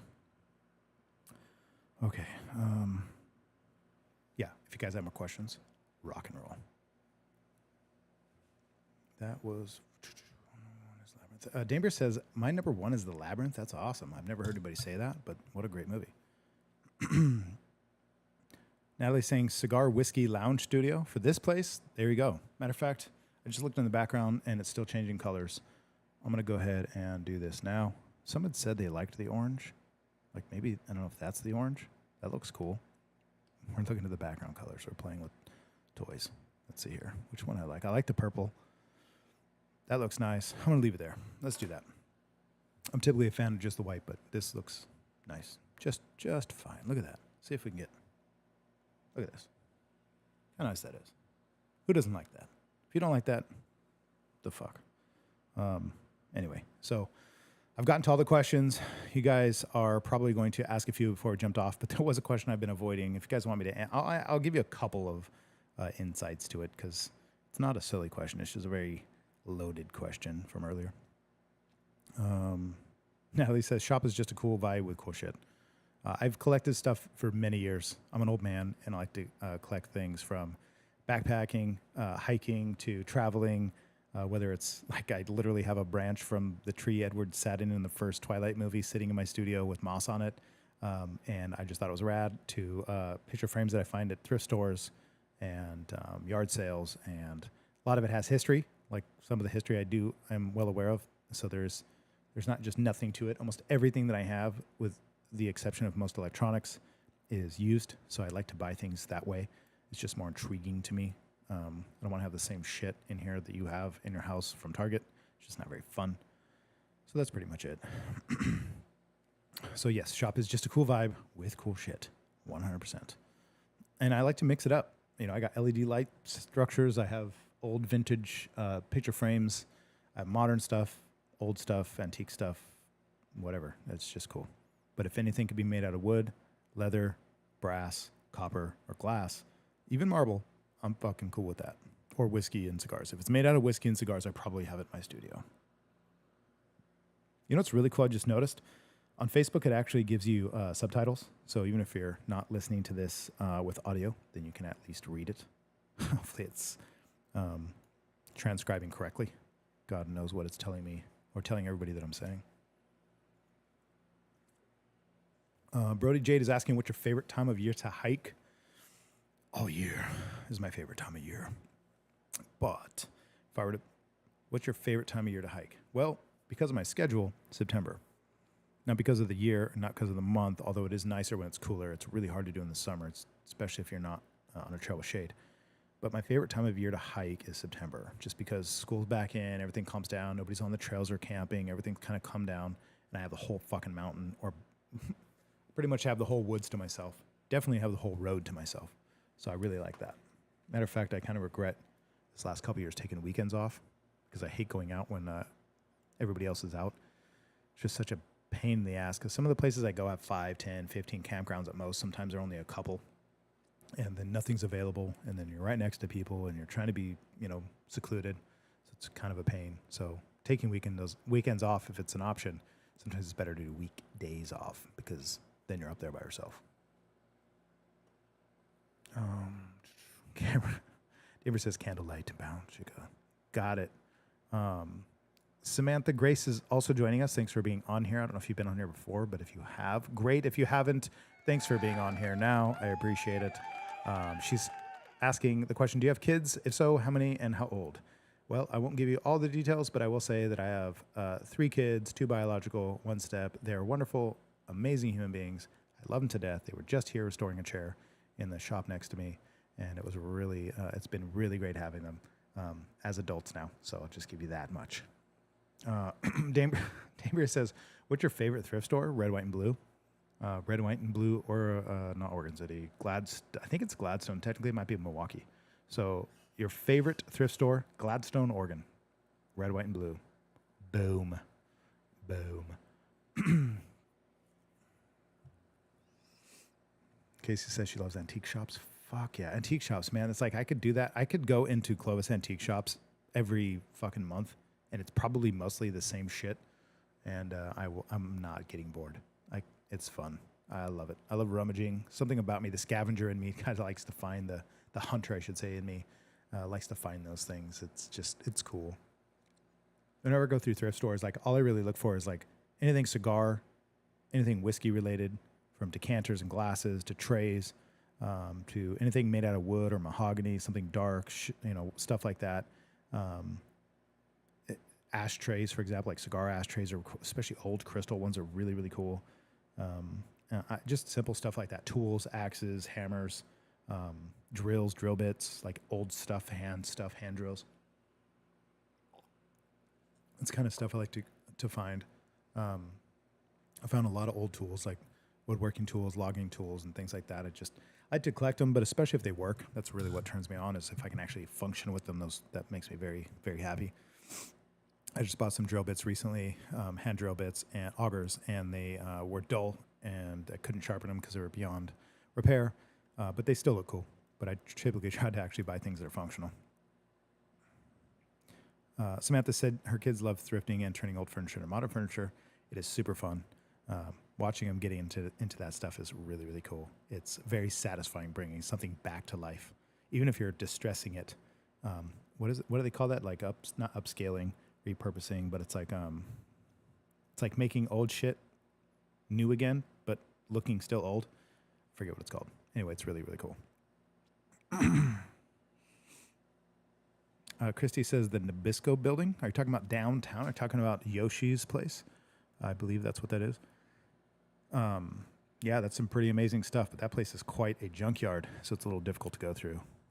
They always give me bad allergies because of the dust and the mites and all the shit in the air.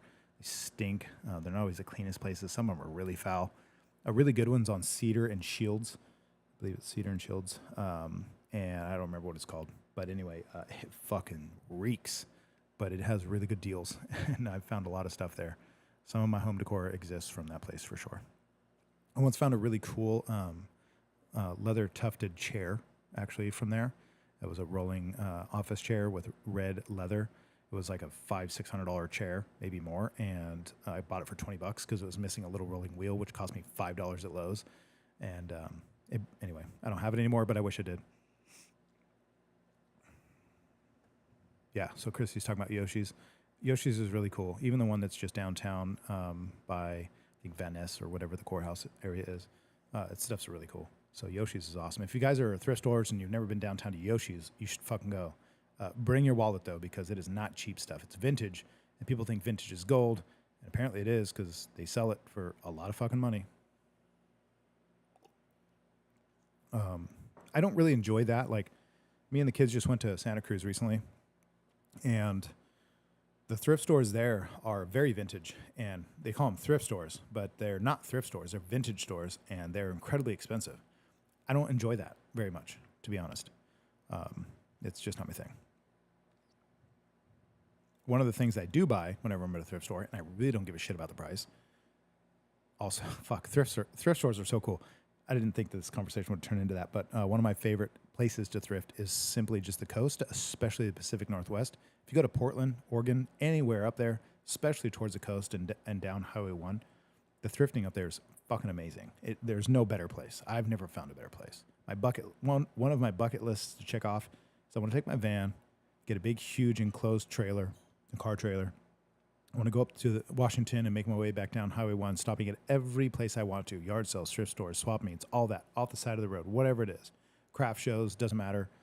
Bring a ton of fucking cash and just buy cool shit, come back and basically just sell it, pawn it off, keep it, whatever, repurpose it. Just have a good time finding things, hunting things, like a scavenger hunt. That's actually one of my bucket lists, and it sounds it's like so much fun. Even the kids, they fucking love it. So we have a lot of time. So yeah, that's my favorite place. You go somewhere where people are boring, and you're gonna find boring stuff. You go somewhere where people are exciting, you're gonna find exciting stuff. If you go to California, because hunting here isn't such a big deal as much as other places, outdoor activities aren't as big of a deal. How many people live in Clovis and Fresno, never been to Yosemite? Maybe once. They don't go backpacking, they'll go hiking if they do it once. You go to the Pacific Northwest, you go to the coast, you go to Montana, you go to Washington, you go to these places, go to the out in the country, especially up north, Northern California, all the way up to Oregon, Washington. You're going to find people who are way more active. They're hunters. They fix their own cars. They're not shopping at Target. They're building their own stuff. They're repairing and maintaining things for long periods of time. So you're going to find good shit. You go to Clovis, you go to Fresno, it's not that good. Whether you like it or not, there's some cool stuff here and there for what it is, but it's not impressive, not compared to some of the stuff that's located in other places. So I've done enough thrifting to know that the valley is lame for sure. Heidi is saying Exeter has a lot of antique stores. That I did not know. It's very, not very often I find myself in Exeter, but I might have to look into that. Going to different towns and going to thrift stores is cool because the culture will be different city to city to some degree. You're going to find different stuff. Some stuff's just overpriced. Like Goodwill's just terrible. I try to ban that place. Like I don't even go. They get shit for free and then sell it for $1 million, and I just don't dig it. I walked into a Goodwill once, and there was security, and he was like watching me like a hawk. I remember thinking, here I am donating to the Goodwill time to time when I have shit I want to get rid of, and it's not trash, but I don't want it. Here I'm donating to this place. And then I go in. It's used stuff. It's cheap. They get it for free. They mark it up. They make a ton of fucking money. They call it the Goodwill, but the proceeds are probably pretty lame. And yet they hire security, so you don't steal the shit that they got for free. Seems like a really fucked up system. So you're hiring somebody. You're charging a ton of money for the stuff that we gave you so that you can hire somebody to protect the stuff that you got for free that isn't even yours, that you're trying to make a huge killing off of, donating and still not even donating much of it. And I asked the guy, like, really? Like, thrift stores need security? He goes, yeah, sometimes people come in and steal stuff. I'm like, God forbid people who need to steal from thrift stores find a pair of clothing that you got for free that they probably need more than we do. I'm not saying, I'm not condoning stealing, just saying that was enough for me to not want to shop at a Goodwill again. So, F that place. Casey says, lots of old-time cameras at those shops. That can happen, too. I have plenty of cameras, but, yeah. If I ever see a Voltron or a piece of a Voltron, if you don't know who that is, you suck. But if I find a Voltron or a piece of Voltron, whether it's a big model, small, or whatever various size it is, there's quite a few different collections of them. I buy it. I don't care about the price, and I don't care what part it is. I don't care if I need it or not. That's just something I buy. My mom sold my Voltron when I was like 6 at a yard sale, and it broke my heart. So for the rest of my life, anytime I see a Voltron as an adult, I fucking buy it because I want it. I love you, Mom. It's not against you. It's just, I buy it. Okay. I think we got to all the questions. I will touch on one of the questions since you guys aren't harping me. I appreciate it. One of the questions that was sent to me is what turns you off with women? I guess it depends. What turns me off with women is kind of the same things that turn me off with anybody. People who are uncooperative, who are argumentative and disagreeable to such an extent that it's unpleasant. People who are loud and obnoxious. Definitely people who talk over others. People who overspeak and don't say much at all. People who talk about other people, regardless of their men or women, professional or personal. That's very fucking annoying and super turn-offy. But what turns me off with women specifically, let's say on a personal level, what turns me off with women, let's say in a personal way, like if somebody's just a client, somebody's rude and inconsiderate, that's a huge turn off for most people. But to be real specific, just women who are argumentative, unpleasant, don't smile, and aren't fun to be around. That's a huge turnoff. Horoscopes, if you haven't caught on to that too, that's a big one. Another turnoff. There's a lot of them, so I'll just touch on a couple here. Another turnoff, since you have asked, and I will respond here. It's kind of weird to talk about this in a room by myself on a screen that just has text on it, even though I'm just assuming you guys are all watching. I'm hoping it's all real, that these profile pictures aren't fake, and I'm just sitting in a room by myself. Another big turnoff is when women don't pick up on cues of, like, let's say they talk too much. Like, women who just, like, ramble on and about nothing significant. They think it's significant, but it's not.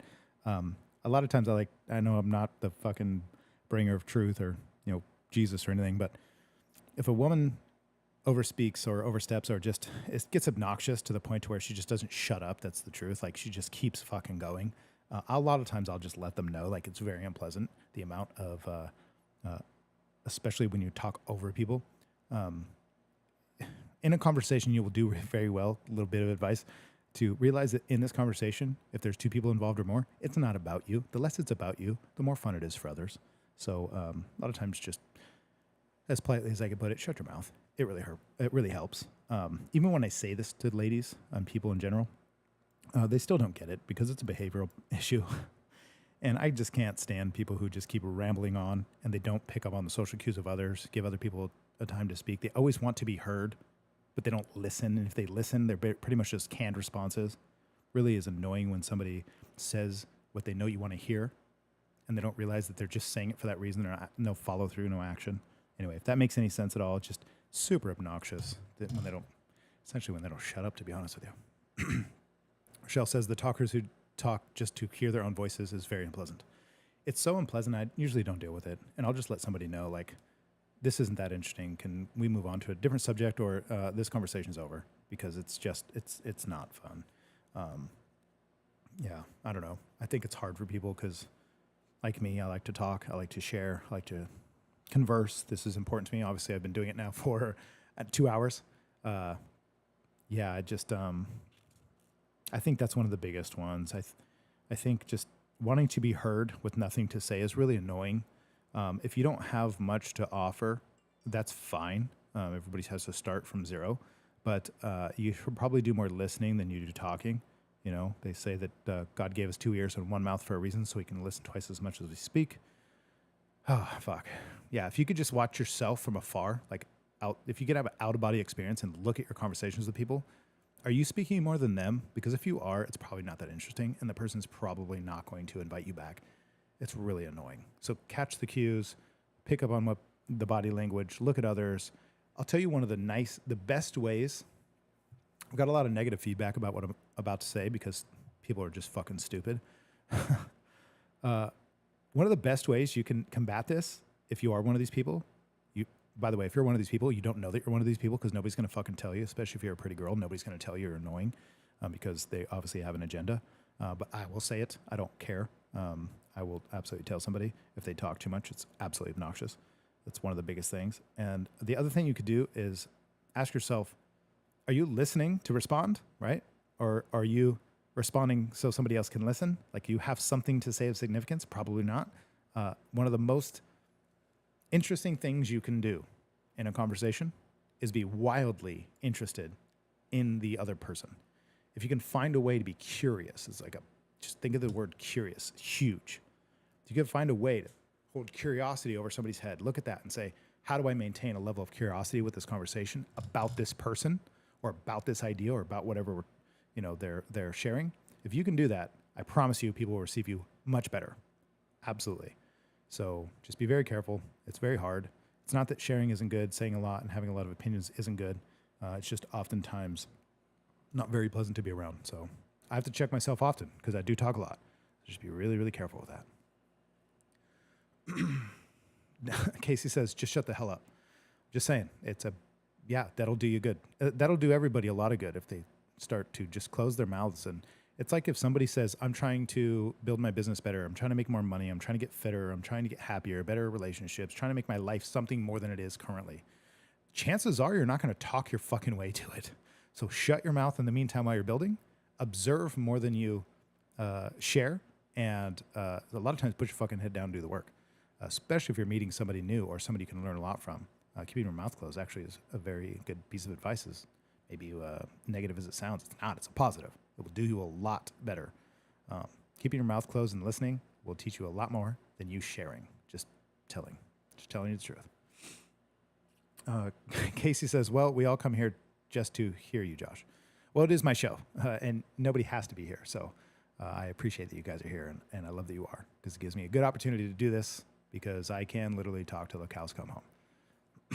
Damir says he's a leader, and he's got to lead. The king must king. He's a leader. I'm assuming you're talking about me, or not part of the conversation. Josh could also never. Oh, here we go. Damir says Josh could also never be with a feminist or more of a dominant type. Again, dominant women aren't pleasant to most men unless the men are not dominant, meaning they're submissive, which is fine. If you want to be a dominant woman and find a submissive man, that's fine. But typically, women complain about submissive men. So by being a dominant woman, you're going to find a submissive man. You're not going to find two dominants typically together. It's not usually how it works. So it becomes quite a paradigm that doesn't always work out. I think it's if I'm around women, there's nothing better than women who are pleasant to be around, and nothing's more pleasant than being feminine. And femininity is soft, gentle, caring, loving, nurturing, understanding, and supportive. So yeah, it's like being a man is going to be more of a leadership role. Being a woman is more of a supportive role in the sense of being, like an addition to a man's life. So if we're talking about relationships, modern women today hate hearing this. So it's one of those things that hits the heartstrings. But yeah, being with a feminist, I don't believe in feminism, just like I would never say, like, hey, as a woman, are you okay with a masculinist or a manist or a malist?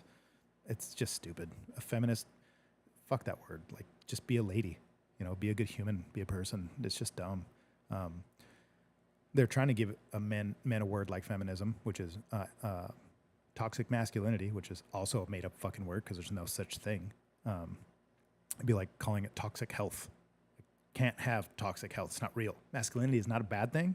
Therefore, there can't be toxic masculinity. If there's any toxic masculinity, it's the lack of masculinity would be toxic, actually. So it's an oxymoron. It's not real. And then you also said, I couldn't also never be with a more of a dominant type. I wouldn't be with a dominant type. I don't find it pleasant. I don't like it. It's not my type. Not into it. Okay, let's see here.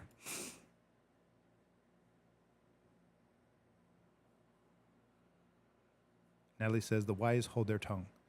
It's a good practice. I'll be working on that probably till the day I die. I've, thank goodness, gotten better at it with age, but I still have a lot of work to do. But that is a good one to learn. It is very difficult when you have something burning inside you want to say, but you ask yourself, does this really need to be said? Is it a waste of breath? Is it a waste of attention? It's going to go down a rabbit hole. It's going to bring up things that are just not necessary. It doesn't even have to be a bad thing. It could be just fluff. It's just noise. It's not necessary. Trim the fat, Rochelle's also agreeing. Of course. Danbury says, I usually look like there's nothing going on in my head, but my wheels are constantly turning and I hardly ever share. That may be a good thing. I mean, not saying sharing is necessarily a bad thing, but yeah, it's observing. You're going to learn so much more from observing than you are from talking. I don't think you're going to learn from talking as much. I think good intellectual conversation, there's a lot you can learn because you're going to only polish your conversation and communication by doing it, as long as there's intent behind it.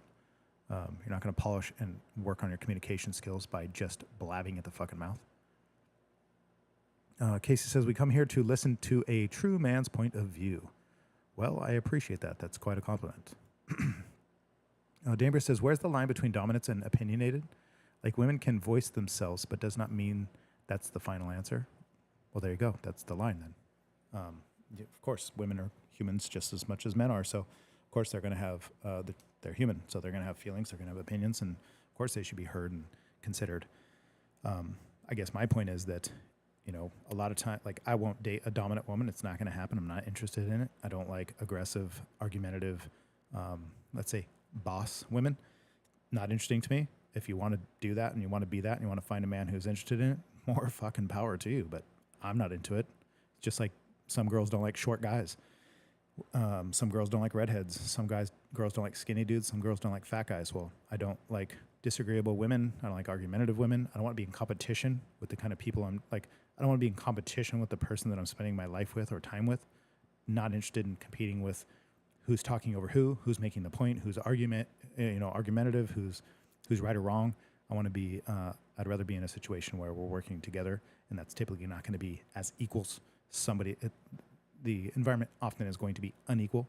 So you're saying, where's the line between dominance and opinionated? It's in exactly that. Somebody being dominant, like me as a father, when it comes to my kids.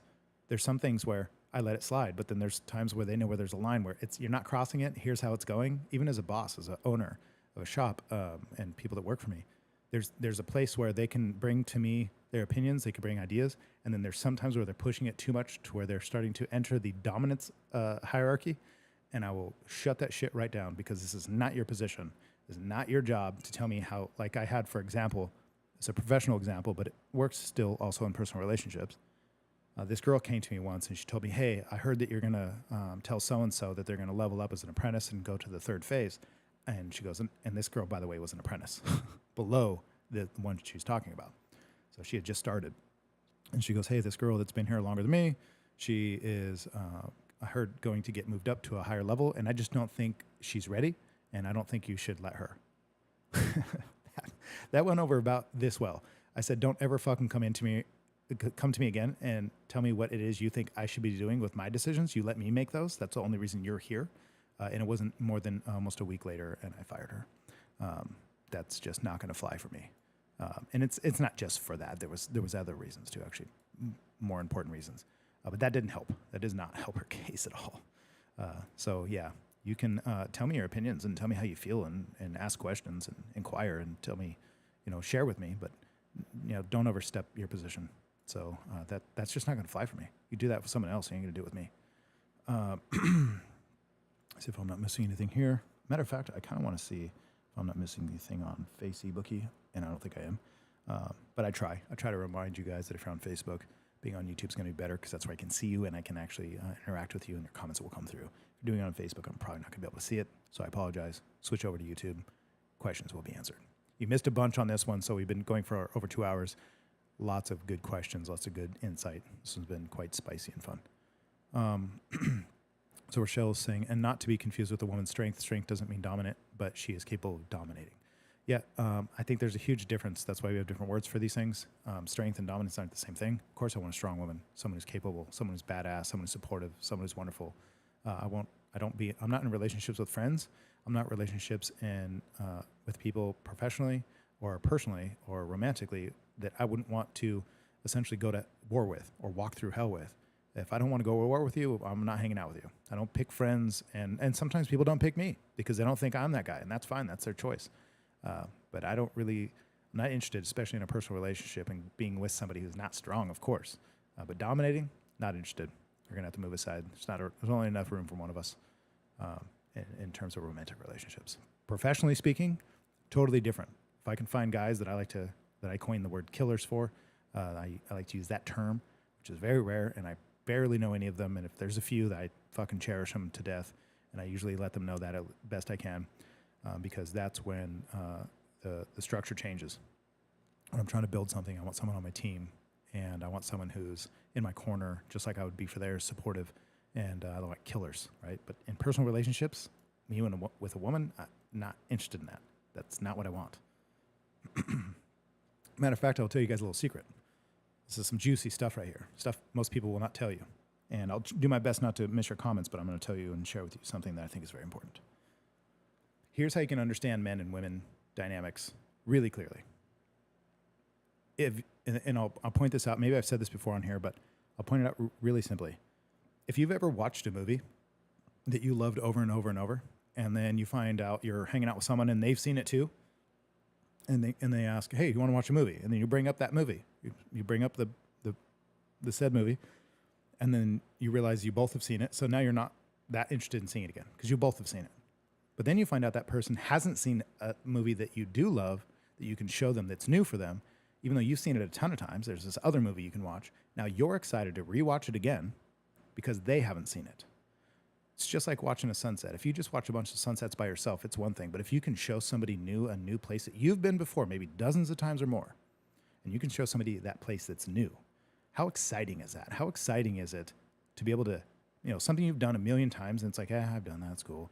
And you kind of get over it. But then you meet somebody new. It doesn't even matter if it's your child as they grow up, a friend, a colleague, a work partner, a date, a Tinder date, a woman, a romantic relationship, does not matter. When you get to show somebody something new in life, that is like the most rich experience you can have. And if you understand that dynamic, that transaction of being able to show somebody something new in this life and how exciting that is, now you know exactly and understand completely what it is like to be a man who wants to be a provider and protector and bring a woman into their life. This doesn't even matter if it's professional. If it's professional, it's the same thing. I love the fact that I get to teach all these girls in my shop something new. Every time I share with something, they're like, wow, that's eye-opening. And I'm like, I've been doing this for years. It's kind of boring. But then to them, it's like brand new shit. Now you understand what a man values in a woman, which is essentially, you could say, inexperience to a level. Not completely naive to the world, but inexperienced to the level that I get to be somebody who shows her these things. Now you understand what it is that's so exciting about a woman who's, let's say, less experienced in the world, right? I'm not saying a fool, but somebody less experienced in whatever subject you're talking about. Now we get to show you something, and that really gets us going, at least a good man in general. So little insight to some secrets of relationship dynamics. Rochelle says, I feel like that is the key, is to know where we need to dominate as a male or a female, a child, and then an adult. Yeah, you got to have sophistication to it, 100%. You don't want to play the wrong game. Damer says, I would consider myself a boss, but realistically, I'm just surviving as an adult. I have to run the house because I have no partner, but if I did, I'd move over and let a man take over the ship. So, okay, well, that means that you're temporarily playing a role that maybe you don't want to.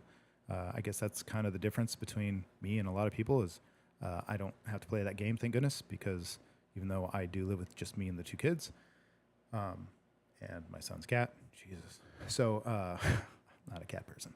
He even knows this. But I don't have to abdicate my role, no matter whether there's a woman in the house or not. I'm still playing my role. I don't have to do it any other way, and so I'm very blessed for that.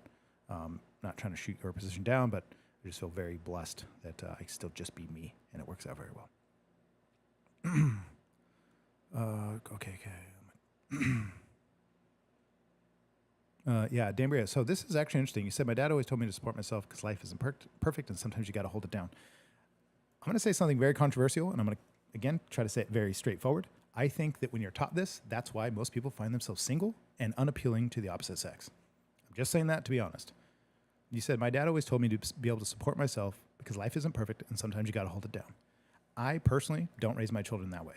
I raise, for example, my daughter to rely on men, to rely on me, to rely on her brother. I also teach my son to know, like, I've lived my life safe enough to not be reckless enough so that I could be there for my daughter. That's one of the considerations I have to make. Like, if I'm going to skydiving, my daughter's only 12 and she still needs me as a father.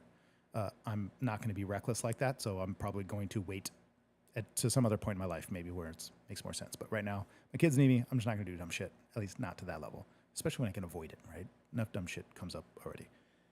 But I raised my daughter to be not only as feminine, female, and soft and gentle as possible. I like to call it unscarred. I like to make sure she's as unscarred by the world as possible because that's a very feminine trait, which means I think she'll be more attractive to a masculine male in the future, just like something I would be interested in is more of a feminine woman. And so what I'm saying is I don't teach my daughter how to fucking change a tire. I know that's controversial. And women say, oh, my dad taught me how to change oil. Great. And how many times have you done it? And not only that, but it's probably not the best idea for a lot of women. I think it's very dangerous, and I don't think that it's always the right way to look at it. For example, my daughter recently broke down. She was actually driving with her mother. Their car blew, and if I taught my daughter how to change a tire, there's so many ins and outs to it. If you've ever used those stupid jacks that come in your car, and it's the middle of the night, and my daughter's car was kind of on a hill, parked, not on a hill, but it was in a parking stall, but it was angled. There's so many nuances to these things that it's not just as easy as putting a jack in, taking the tire off, put a new one on. That is not, I'm just being honest with you. Changing your tire is not a good idea. If you're not a mechanic and you don't know what you're doing, get AAA. You should have a support system. My daughter's blessed, obviously, to have me that I can show up and do that for her. I don't raise her to do it herself. It's just not going to happen. I know what people will argue is that, Well, what if she finds herself in a position? Well, it's my job as a fucking man to make sure she's not in those positions. Whether I have AAA for her, I have phone calls for her. She's traveling out of town and I can't be there. Still making sure that there's ways I can have resources. Like, for example, she went out of state recently, and the first thing I asked is, do I have enough money? Do I have enough funds in my certain account to be able to buy a plane ticket if things go south that I could be there? And how long would it take if I find the plane tickets? That's basic shit that a man does to protect and provide for his family. Teaching otherwise, personally, is typically shooting a woman in the foot. So that's my opinion. It's contrary to what a lot of people believe, but only time will tell. And my daughter is quite the lady, and I love her, appreciate her, and she's incredibly wonderful. So we'll see how that pans out, I guess. I know it's contrary to what a lot of people believe, but I keep her soft and feminine, female, and unscarred from the world. That's my job. Okay, so that was a lot. Dambria, that's definitely not what we were talking about here, but of course some people go there that way with it. Natalie says, feminists are a no-no. You can have strength as a woman without beating men down 100%. You can still support your man. Look up, dude, there's nothing cooler as a man than having a woman who looks up to you, supports you, and is rooting for you. It's so cool. Whether it's your mom, your sisters, like I have, Rochelle, thank you, I love you. Mom, obviously you're out there somewhere, I love you. And they're that way. It's a wonderful feeling. Instead of competing with them, you're living life harmoniously with them, right? It's really not that complicated. The modern world's made it complicated, but it actually isn't that complicated.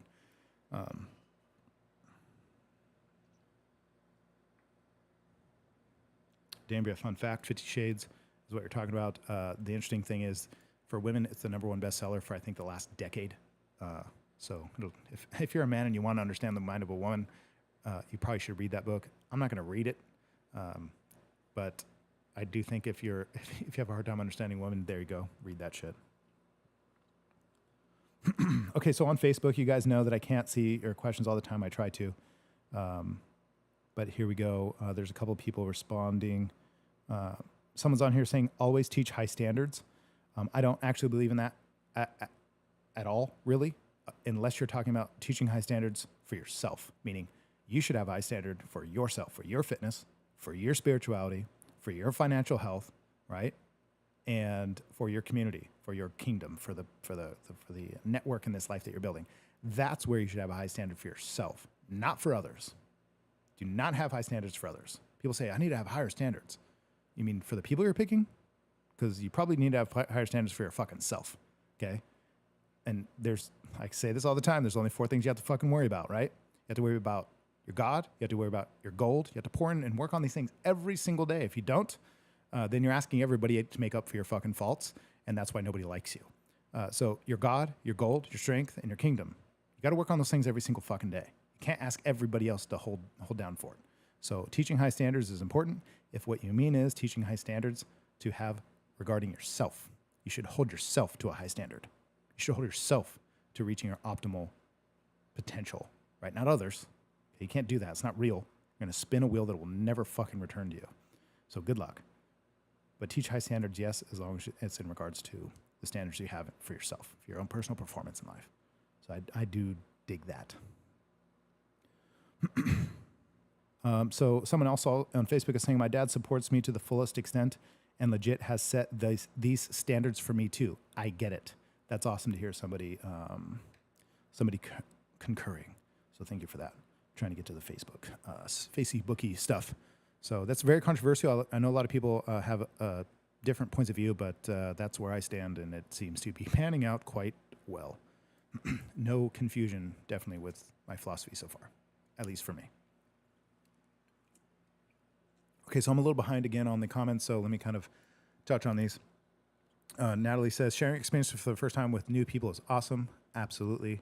Life can be beautiful when you have 2 people and you're able to lead and show somebody new things, whether it's your children or your spouse. It's wonderful. Curtis, what's up, man? Thanks for being on here. If I'm not too late for calling you out and you're still on, just giving you some love, man. There we go, some sound effects. Curtis, thanks for being on here.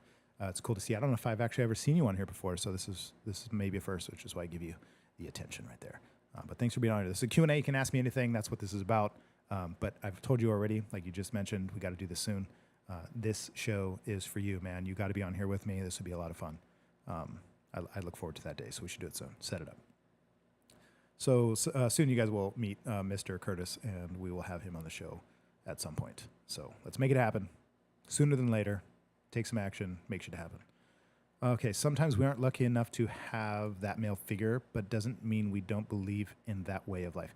Yeah, you're right, and it's quite a disservice to the world. I think the onus is on men, 100%. Just kind of going straight into that question. Sorry if it's a little sort of out of left field for you guys that are watching, or if you just jumped on. She's saying sometimes we aren't lucky enough to have that male figure, but doesn't mean we don't believe in that way of life. That's true, but I will say this. It's such a disservice to women by being such a terrible man, by not being there and providing and protecting in whatever way you find fit as a man. It's a very terrible thing, and we have definitely fallen short for many fucking reasons, and it has to stop for us to get back to as good as we can be in our communities, in our country, and in the world. I think we could do much better. I know we can do much better. I know we've done better, and I know we can learn a lot from the past and look forward to a brighter future where men are not abdicating their positions as fathers. It's the highest position you can ever reach. There's no money, no position, no accolades, there's no, status that you could reach that's higher than father. So fathers, don't fail your families because it's fucking it up for everybody. Don't be a piece of shit. Damer says basically he wants us to be self-efficient for when he isn't on this earth anymore. Yeah, that's a good thing. But self-efficiency is a masculine trait. So it's not as I'm just saying, I know this sucks because sometimes it's necessary depending on your circumstances. So you have to accept the consequences. Not that it's good or bad, it just is what it is. If you're going to be self-sufficient, then you're going to be more masculine. The more masculine you are, depending on what scale you want to ride up that masculine level, you're going to be less attractive to masculine men, right? You're going to find feminine men. You're going to find broken men, right? So that you don't have to believe me, but try it out. See what happens. It's very unfortunate. So she says, also, even if you couldn't change a tire, you got to know how to call the roadside assistance, LOL. See, the thing is, depending on where you live, if my daughter lived out in the middle of nowhere and had no service and there was no way to get a hold of her and that was the case, there's other things you can do, too, to make sure she's still safe. So you don't have to teach her how to change a tire. But there might be some circumstances, depending on her job position or circumstances, where you might have to teach her how to do this. In that case, I'm not saying don't teach your daughters how to change tires. I'm just saying I think the philosophy might be more broken than it is useful, depending on most circumstances. Casey says, it makes me want that way of life more because I never had a real man in my life, which makes it, like I said, it's such a disservice to women that men do by bailing on them because it really makes it very difficult, very, very difficult for women to figure this out without having that example. And a lot of times it just turns into wishful thinking. And it's very unfortunate to see these 40, 50-year-old plus women, single women with dogs and cats, not being able to find relationships and sometimes not even having children, which is quite bleak. The most wonderful thing I ever do. This is turning into a Dr. Phil moment. Apparently I'm giving just relationship advice for the last 30 minutes. So thank you guys for enduring.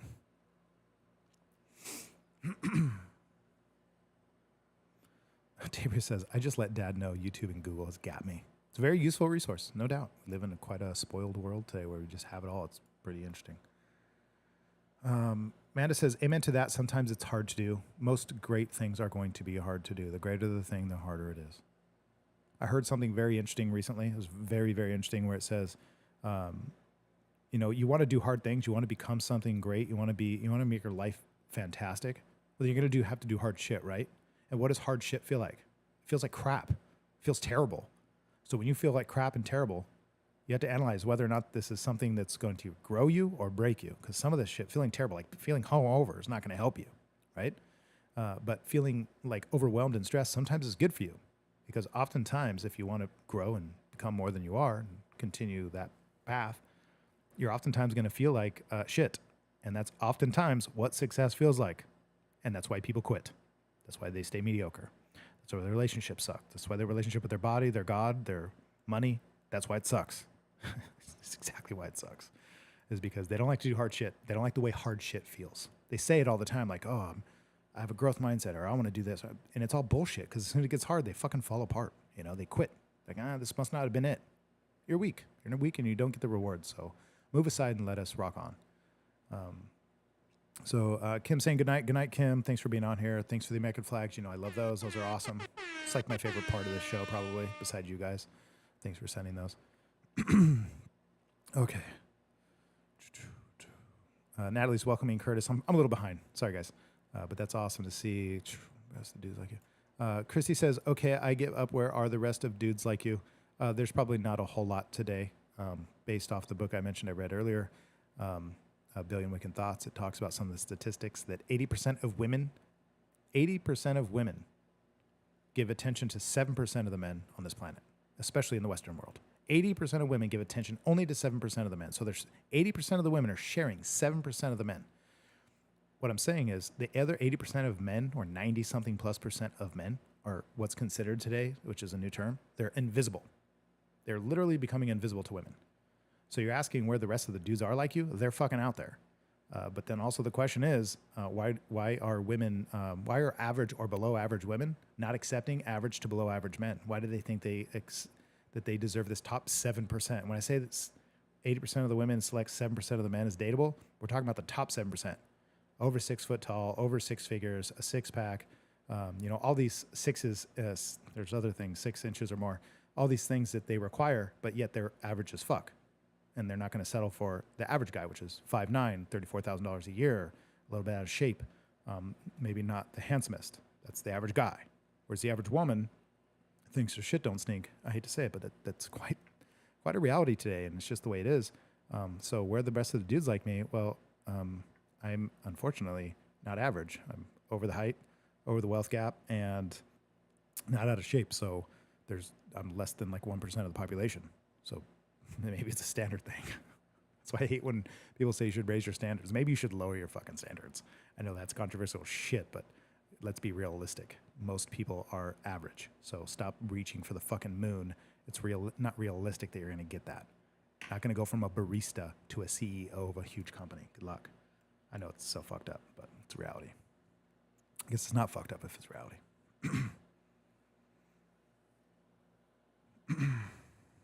Let's see here. Keep going down. Natalie says you're doing great, Joshua. Thanks, Natalie. I appreciate you. I appreciate the support. Dambria, love the flags. Thanks for sending it. Rochelle says the mother and father roles are so important. Unfortunately, there are circumstances that ruin that. Death, drugs, mental illness, laziness, selfishness, etc. 100%. And whose fault is that? If you think about this, this is my overall opinion. You're saying, unfortunately, there are circumstances that ruin that. Death, avoidable. To a large degree, death is avoidable. 50% of murders are caused by people who are drunk. 50% of murderers, or 50% of people who murder are drunk. 50% of people who get murdered are drunk. So don't get drunk. You've just decreased your fucking murder rate by like 100%. Okay?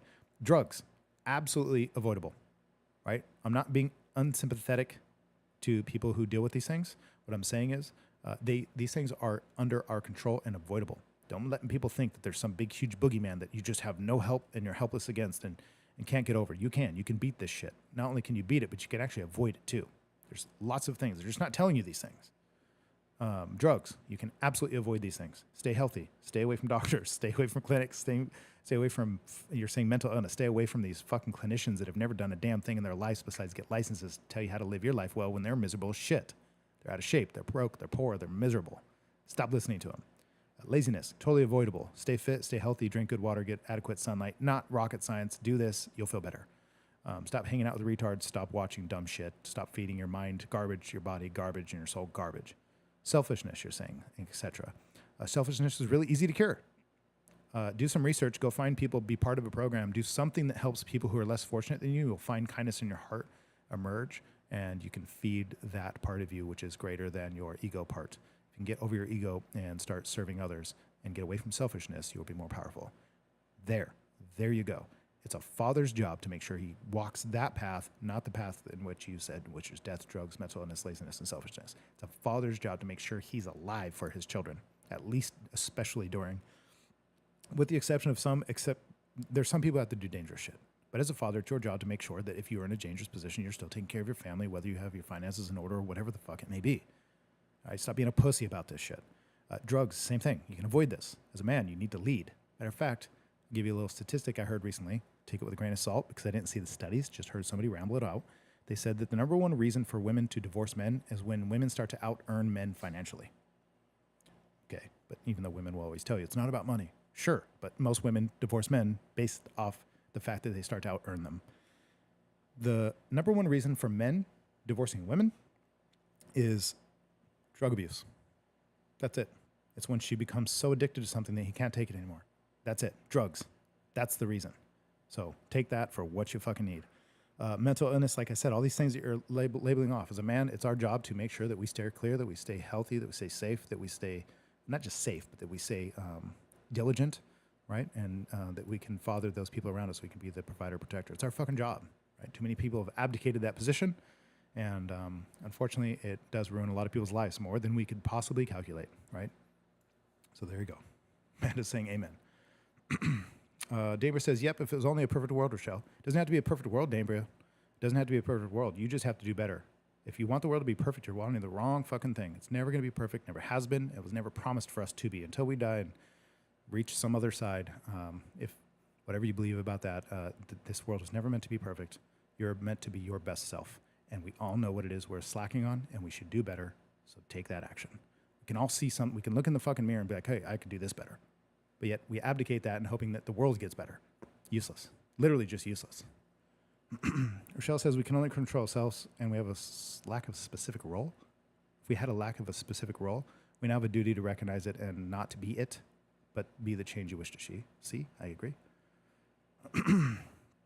Okay.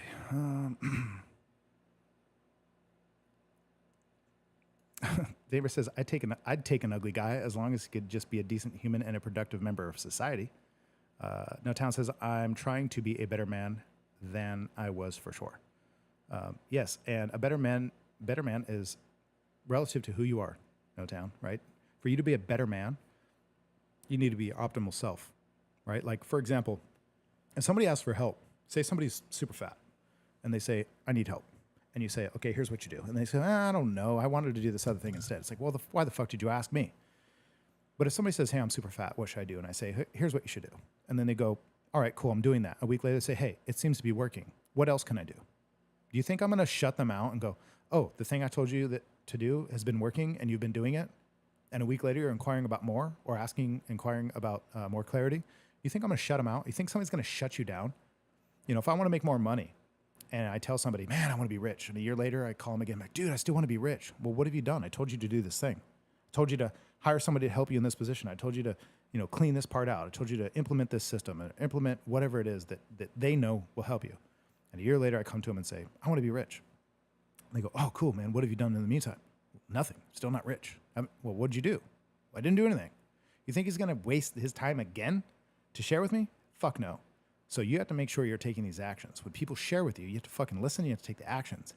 And if you're on that path, this is my point, if you're on the path of taking those actions and making yourself that better person, reaching your optimal self, walking your best path possible, not in relationship to any fucking buddy else ever, whether it's in fitness or finance or anything, doesn't matter, or looks, status, height, none of that. You are not comparing this to other people. You're comparing this only to your previous self.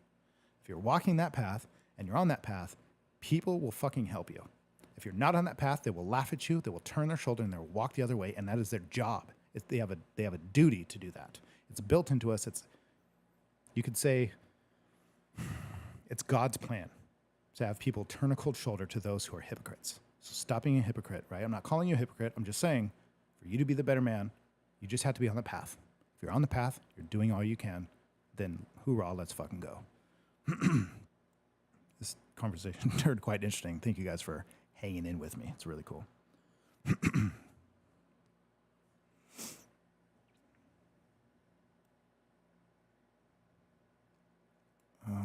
Dambria says, you know what they say, when men get older, they start looking like Sean Connery, and women get older, they start looking like Sean Connery. Yes, women's, let's say, sex appeal happens early on in life, and men's happen later on in life. Men have to work for theirs. Women are born with theirs. They just have to maintain it. But unfortunately, theirs leaves early, and men's comes later. But they both have their downfalls. If a woman skips her youth and she wastes it and then finds herself 30 and too late and busted and broken like a can of biscuits because she has too many partners, she's ruined herself, mentally and emotionally. She's been abused and scarred, calloused, and she's become tough and rough and bossy, which is fine. You could do that. But unfortunately, a masculine man's not going to want that. So if you want a masculine man, you're probably going to have to, well, good luck. And so your value comes much earlier, youth and fertility. That's a big value for women to have in regards to what men want. Men have to build their value, right? Nobody wants to start no 30-year-old woman wants to start a life with an 18-year-old boy. He doesn't know what the fuck he's doing. They want an older man, or typically older or equal or a little above, so that he has a life together. But the sad part about that is 30, 40 years old, you haven't done shit with your life yet as a man. You've made nothing of yourself, and you've fallen apart, and you treat yourself like shit. You look like shit. You feel like shit. Your whole life is crap. Good luck, man. Now you have you gotta use all your fucking energy now just to get average. So work on that shit. Comes down to fucking having good parents. And if you don't have good parents, it comes down to doing the right things as soon as you can. Do them as soon as you can. If you're 40 and you're figuring it out, if you're 10 and you're figuring it out, it doesn't matter. Fucking do it. You know what to do. There's no fucking secrets. It's not rocket science. It's not hard. If you have questions on what it is you should do, I can fucking answer them for you. It's pretty fucking simple. There's not a whole lot of shit that you need to do. It's not complicated and it's not confusing. It's only complicated and confusing because you're making it that way, because you want to avoid it and you want to get into your luxuries and you want to get into your comforts. And then that confuses the shit out of you. So stop doing that. Casey says, shoot, the day I find a reliable man to support me and my kids, I will quit my jobs. LOL. Yeah, that's a loaded one, man. I don't know if I should even touch on that. That's a big one. Because you're saying, shoot, the day I find a reliable man. There's a lot of fucking reliable men.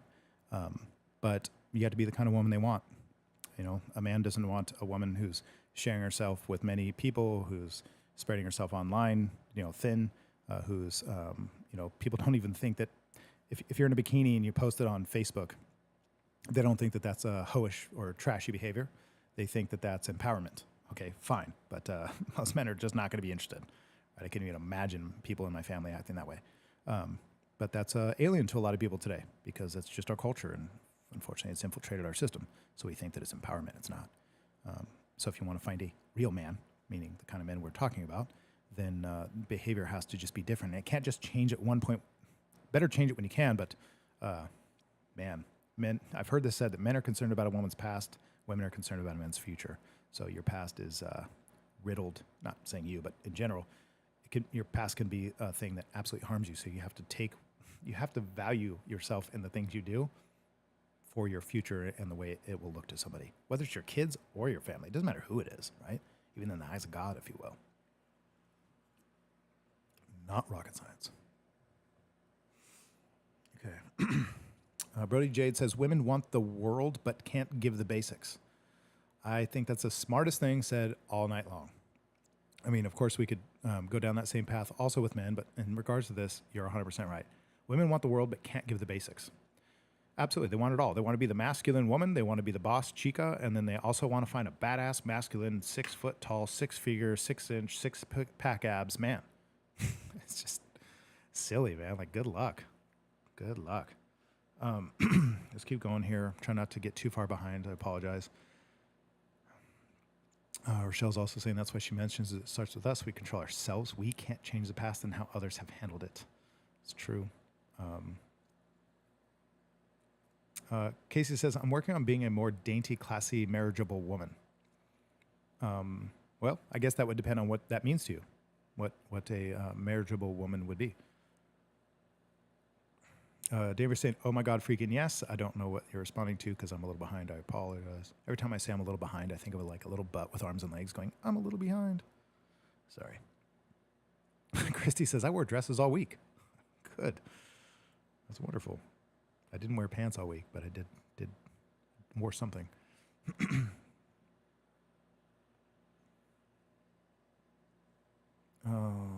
No Town saying short shelf life. I think there's internal dialogue here I'm not picking up on. Sorry, guys. I'm trying to stay with it. Going to work, Dambria. It's going to work, Dambria. Casey, I'm classy but flawed. I sometimes cuss like a trucker because I work with all men. Yeah, that can definitely do it for you, especially with the potty mouths, no doubt. Casey says she has a new dress obsession. Nothing wrong with that. David said, just put in the work and don't bitch when it gets hard, basically. Yeah, and sometimes the work, really, I think of it, I'm not a woman, so I don't exactly know. But from a man's point of view, looking at women, I can say this. A lot of the time, less is more. the less you do is more. The less you do is more valuable. The less people you're with, the less experience in life you've had, meaning if a man gets with you, can't even show you anything fucking new, or you just done it all already. It's hard. Of course, as you get older, this is difficult to maintain, naturally speaking, which is why the value of relationships typically happens when you're a little bit younger. Typically, it doesn't happen later on in life. I mean, look at the statistics of relationships. It's not better as you get older in terms of finding a lifelong mate, especially for women. That's not always true for men, but it's true for women. I'm not making up the fucking rules. But yeah, you gotta do the work. And also you have to accept reality. You know, if you're a woman with 2-3 kids from 2-3 different dads and you want to find some traditional man, fucking don't know what to tell you. Sorry that hurts your feelings, but it's fucking reality. It's kind of like saying I wasn't born with rich parents and I don't have an inheritance, so I can't invest in a house early on and be wealthy, and by the time I'm 60, I have $1 million, and I didn't invest in stocks at 18, so now I have to start at 4. Okay, fine. Start now, but you're still not going to get the results you would had you started earlier. You have to accept reality, right? This is written into the physics and the fabric of reality, guys. You don't get to bend it just because you want it. You know, this is a lot. I'm giving a lot of information. I'm telling a lot about who I am, so I'm gonna have to check my friend's account here and see how many people bailed on me just to see what happens. Yeah. Anyway, this is very interesting. It's very interesting for me, so thanks, guys, for sticking with me. Natalie says, great parents are awesome to have. I'm blessed. It's one of the greatest positions you'll ever have is father and mother.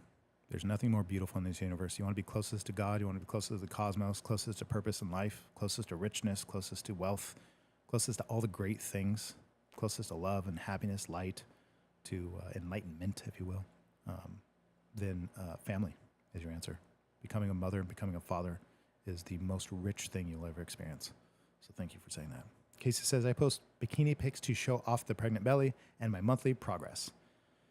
Yeah, well, you're going to have to then accept what that signal sends to people. It's just reality, whether you like it or not. I mean, do what you want, but everything has consequences, you know, whether it's what you want or not. Rochelle's saying, Casey, remember to stay true to who you are.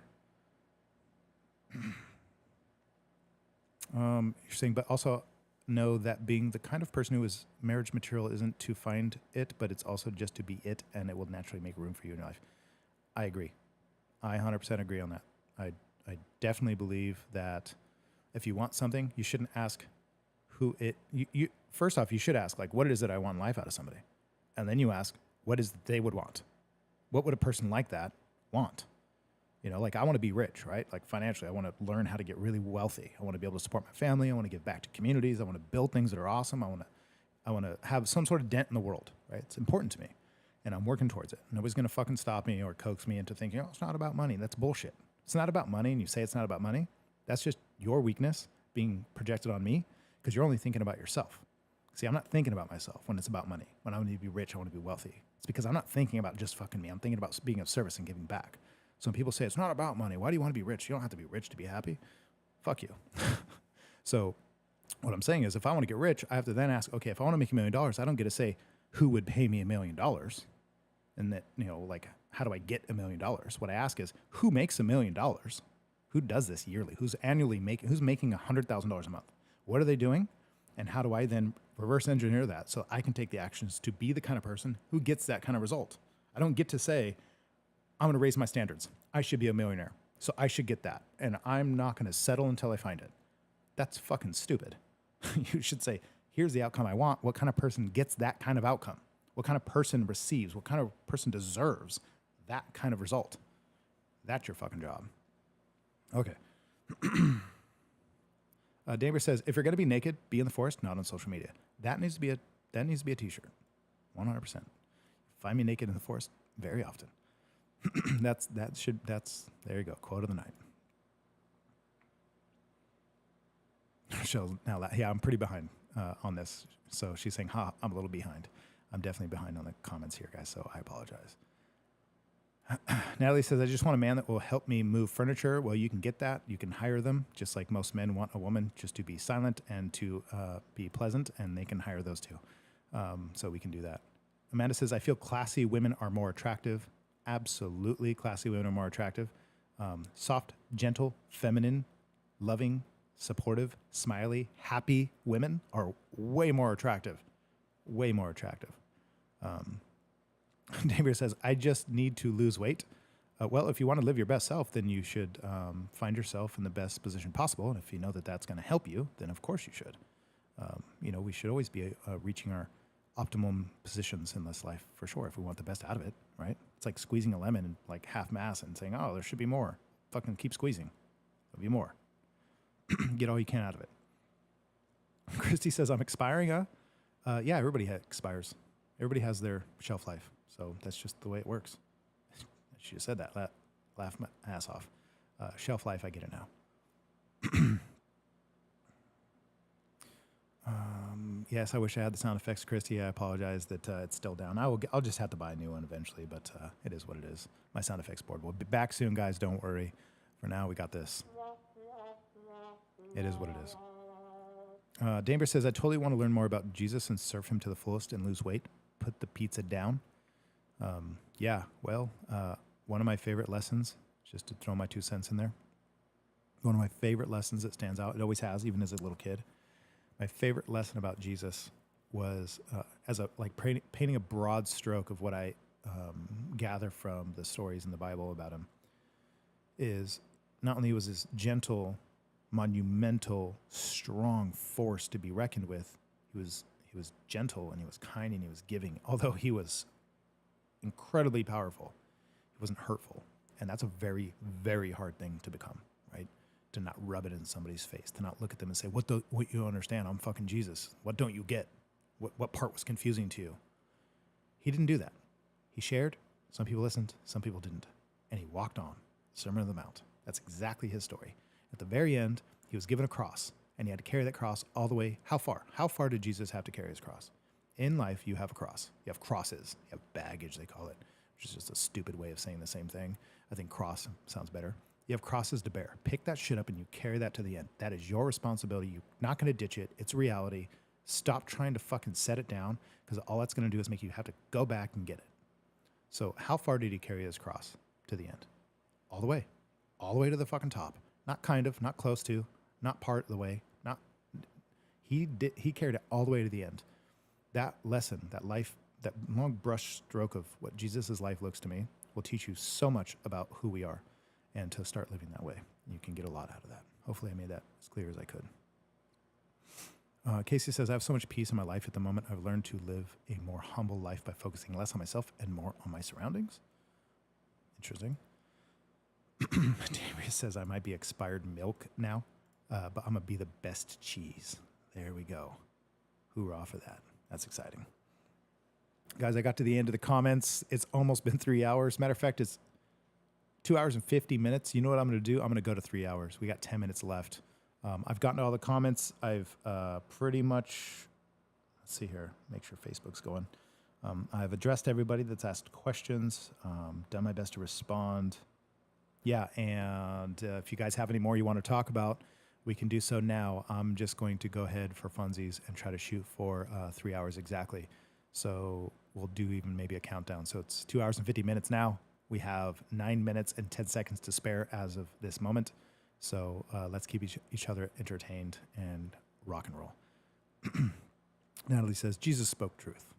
That's absolutely true. Thanks for the flags, Dambria. Christy, obviously supporting. So if you guys have questions, cool. If not, I'm totally down to just kind of BS with you for a little bit, kind of maybe just observe the comment section for the next 10 minutes to kill some time. I of course appreciate you guys being on here. This has been very fun. Tonight was a good night. No headaches. Everything worked well. The last of the finger I poured is going down the hatch.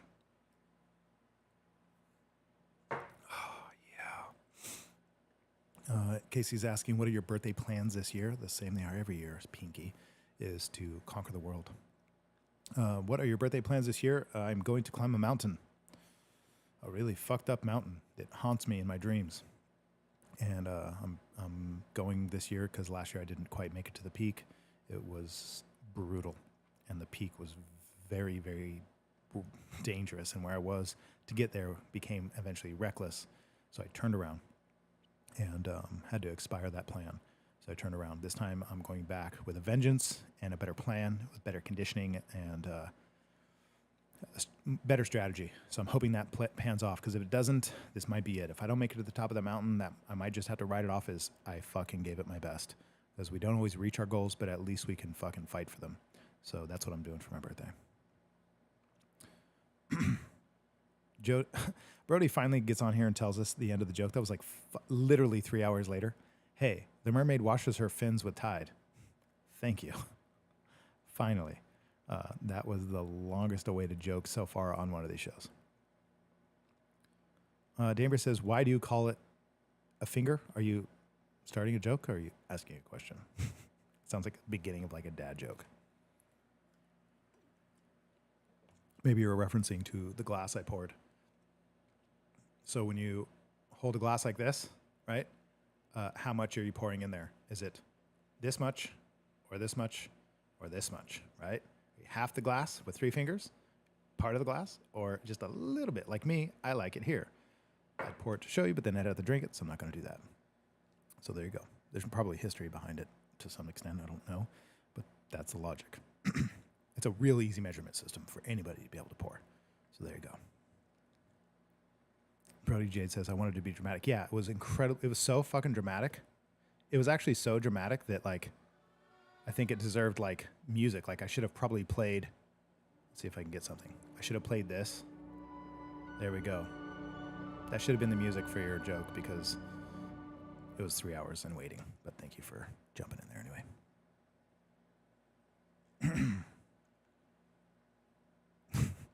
Gonna climb a mountain and ride the lightning. It's a good song. Okay, guys, got to keep me entertained for the next few minutes. We have 5 minutes and 50 seconds left, so let's go. Danvers saying your glass. Oh, no, makes sense now. Okay. Christy says, I have tiny hands. That's fine. It's still a very close measurement system. It works no matter what, so it's pretty easy to figure out. It works really well. All right, let's do this. So since you guys aren't asking any more questions, let me ask you guys this. If there's a subject, since a lot of you are the regulars, and you're my OGs, so thank you for that. Round of applause. What is it on these podcasts? I know I've asked this before, on these shows, on Artistic Freedom, that you guys really get it? Like, if you could sum it up to a sentence or a word, what are and maybe multiple things. What are some of the stuff? This is me getting feedback from you guys. Live feedback for the next 5 minutes. Give me some feedback. Let's do that. Let's play this game. What do you guys get out of this? What do you like? What stands out to you? What's some of the stuff that's like monumental or just interesting or whatever? Just the stuff that sort of sparks your interest. It doesn't have to be monumental. But what is it about this show? This is a great time in the next 5 minutes until exactly 3 hour countdown, which we're going to start here pretty soon. Yeah, what is that? What are those things that you guys get out of this? Answer me that. Chamber says, so if it's full, are you fisting it? I guess you could ask. I've never filled up a whiskey glass before. I drink like a gentleman. It's been 84 years. Titanic music in the background. There we go. I almost banned you right now. That was interesting. There's a little band, like I've told you guys before. I don't know if I can show it to you here. No. Okay. You guys probably really can't see the screen, but right here next to everybody's comments that I'm watching, there's a little button right there that says ban, and then there's one that says add to broadcast. I add to broadcast all the time because when I do that, this is what happens. Boom, shows up on the thing. If I hit this one just ever so slightly to the corner, it bans you forever. So there's probably people banned on here. I should go check because it happens. It's just the way it is. Casey says, kilt or no kilt on this B-Day adventure? 100% a kilt. I'm bringing a sword and bringing a kilt. Not bringing a firearm, just bringing a good old-fashioned, carved in stone steel blade. Not carved in stone. Well, kind of, actually. Rochelle saying philosophy, awesome. That's one of my favorite subjects and things to share. I try not to speak out of opinion. As a matter of fact, I try to, and if I do, I make it clear. Try to speak from only experience. Some stuff I like to avoid because I maybe am not qualified, but for the most part, we keep it pretty real here, and you guys do a good job helping me to, to share that stuff. It's been fun, and it goes both ways, so I appreciate you guys. So philosophy is like one of my favorite subjects. Amanda says knowledge and friendship. That's fucking rad, especially the friendship part. It's very important. So thank you. Bless you. Thank you for being on here. Thanks for being part of it, right? We couldn't do it without all you guys, especially you, Amanda. We appreciate you. David says the free survey. Not sure what that means. Casey said the men's point of view of touchy subjects, inspiration, and laughter. Very cool, especially the laughter part. Men's point of view is interesting. I told you guys earlier, like somebody asked what's one of the most interesting conversations you've had recently. It was a question we got a couple hours ago, and my answer was one of the most interesting conversations I had was about quite a few things, but one of the things we talked about is, statistically speaking, in today's modern world, 80% of women give attention to 7% of men, which means almost 90-something% of men get zero attention from women throughout like their whole life. Really, literally. They become what's called invisible now. So these invisible men know almost nothing about the realities of women. So what they have to do then is do everything to appeal to you. So they have to tell you all the right things. They have to pull all the tricks. They have to lie. They have to cheat. They have to steal. They have to pretend. They have to facade it all. They have to pull out every trick, every rabbit out of every fucking hat to get a morsel, right? Because women are no longer interested in average men. Average women aren't even interested in average men anymore. Below average women aren't even interested in average men anymore. These men are disappearing. They're falling off the face of the earth. Also my prediction of why probably suicide rates amongst men are higher than ever before, right? Higher today amongst men than amongst men during the Nazi war and concentration camps. How is that possible? Probably why. So what that means is if 80% of the women are paying attention to 7% of the men, that means almost 90% plus men know nothing about women. They know nothing about the actuality of women. What they do know about women is the things they're trying, which is they're saying they care about your fucking horoscopes. They're saying that they're telling you you're beautiful. They're slipping your DMs. They're offering you money. They're watching your OnlyFans. They're doing all these things. They're pandering to you, right? They're simping completely. They have to because they're not paying attention to them at all. They're just invisible men, which also means that most men know nothing about any women. They don't know any reality, right? They say, oh, women like dad bods. They like this. No, they don't. That's why they're not with you. So they're with you for a little while and they leave you. That's why even if they're with you, because you're comfortable and you're easy and they'll stay with you and they can use you, they can still go up to the top 7% of men and frequent them in some way. It's not uncommon. So my point is that in these situations, most men can't tell you anything about how women actually are and give you feedback. So you get almost zero feedback. There's no mirror for you. For us, there's a huge mirror because most women get all the attention from most men. So they know a ton of shit. Slip into a woman's DMs and you will learn so much about a man.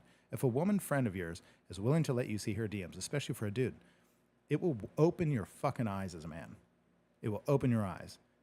If you see a man's DMs, it won't open your eyes at all because he's fucking crickets. So it's quite a paradigm that we're in today, which means I'm kind of honored and excited to be able to be in a position where I'm not trying to throw people under the bus, but share realities that honestly, quite frankly, most guys can't share and won't. Why would they ruin their slight chance of possibly being seen by maybe saying something that's to some degree controversial or off-putting in any way? They can't risk that. I simply just don't fucking care. Danbury saying philosophy, definitely Rochelle. Cool. Chrissy says entertainment, dang it. Interactive, interesting entertainment. Simple. That's cool. That's worth it. That's what I'm here for. I'm here for the whiskey and cigars and good conversation and low pressure. It's fun. Brody just says, that's the second time. Not sure. Rochelle says, hearing a perspective from a man who happens to be my brother. I have the utmost respect for and love for you. I may not always agree, but I always understand. And right back at you, sis. We don't have to agree. The cool thing is we don't have to argue either. We can just share. And I love you too.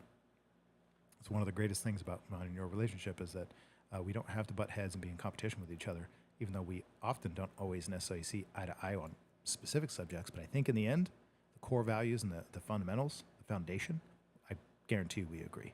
No doubt. Gamer says, I'll have to ask a bartender, hey, can you... oh, geez. I'm not going to say that. See what happens then. Very interesting. Natalie says, joining lovely humans and hearing different opinions. Thanks, Farmer. Amanda, you're welcome. I'm trying to get to you guys. I've already passed the 3-hour mark by 1 minute and 41 seconds. So we won't do a countdown, but we'll read the rest of these and then jump off here. So I appreciate you guys. Danbury says she definitely loves it here. Thank you for that. Brody says, what I like to get out of these lessons, the eye-openers, the outlooks on life, the impacts and changes. This show impacts and changes lives. That's interesting. I wonder if you guys agree. But Obviously, Brody Jade believes it, so that's awesome, and thank you. No matter how big or small the convos might be, being able to listen, so rad. Unplug those video games, and the men will get more social and accessible. That might be very true. That might be very true. But we got to stop shoving them into rooms as little boys, and that's society's fault for sure. Casey says, you have an inspired change of views for me on some things you have discussed. It's crazy how explaining things in detail the right way can really make you contemplate on your way of thinking. That's exactly it. That's the point of sharing, right? It's really cool. So thank you for that.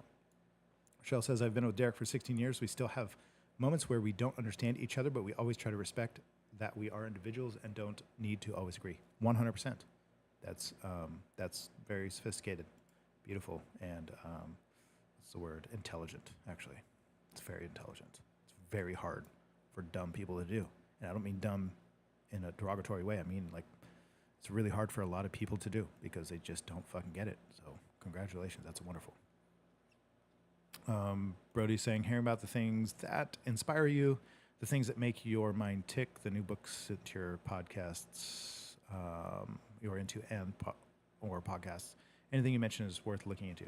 Awesome. I try not to fill my life with fluff, so that's cool. Sharing is caring. More for the books. Woohoo. I agree. Cool. Guys, we got to the end. Girls, ladies, women, gentlemen, folks, clients, friends, family, YouTubers, podcasters, artistic freedom listeners. You guys are awesome. So we just passed the 3-hour mark, which was kind of unusual. We've done it before, especially with guests. But this might be the first solo 3-hour act we've done. So I thank you guys for that. So we're going to wrap this up. If you guys didn't know, why am I so still zoomed in? I was trying to show you the background. Excuse me. So if you guys didn't know, I am looking for someone to hire. Guys, go to the website to find it out, highsierratattooco.com. We're looking for a receptionist.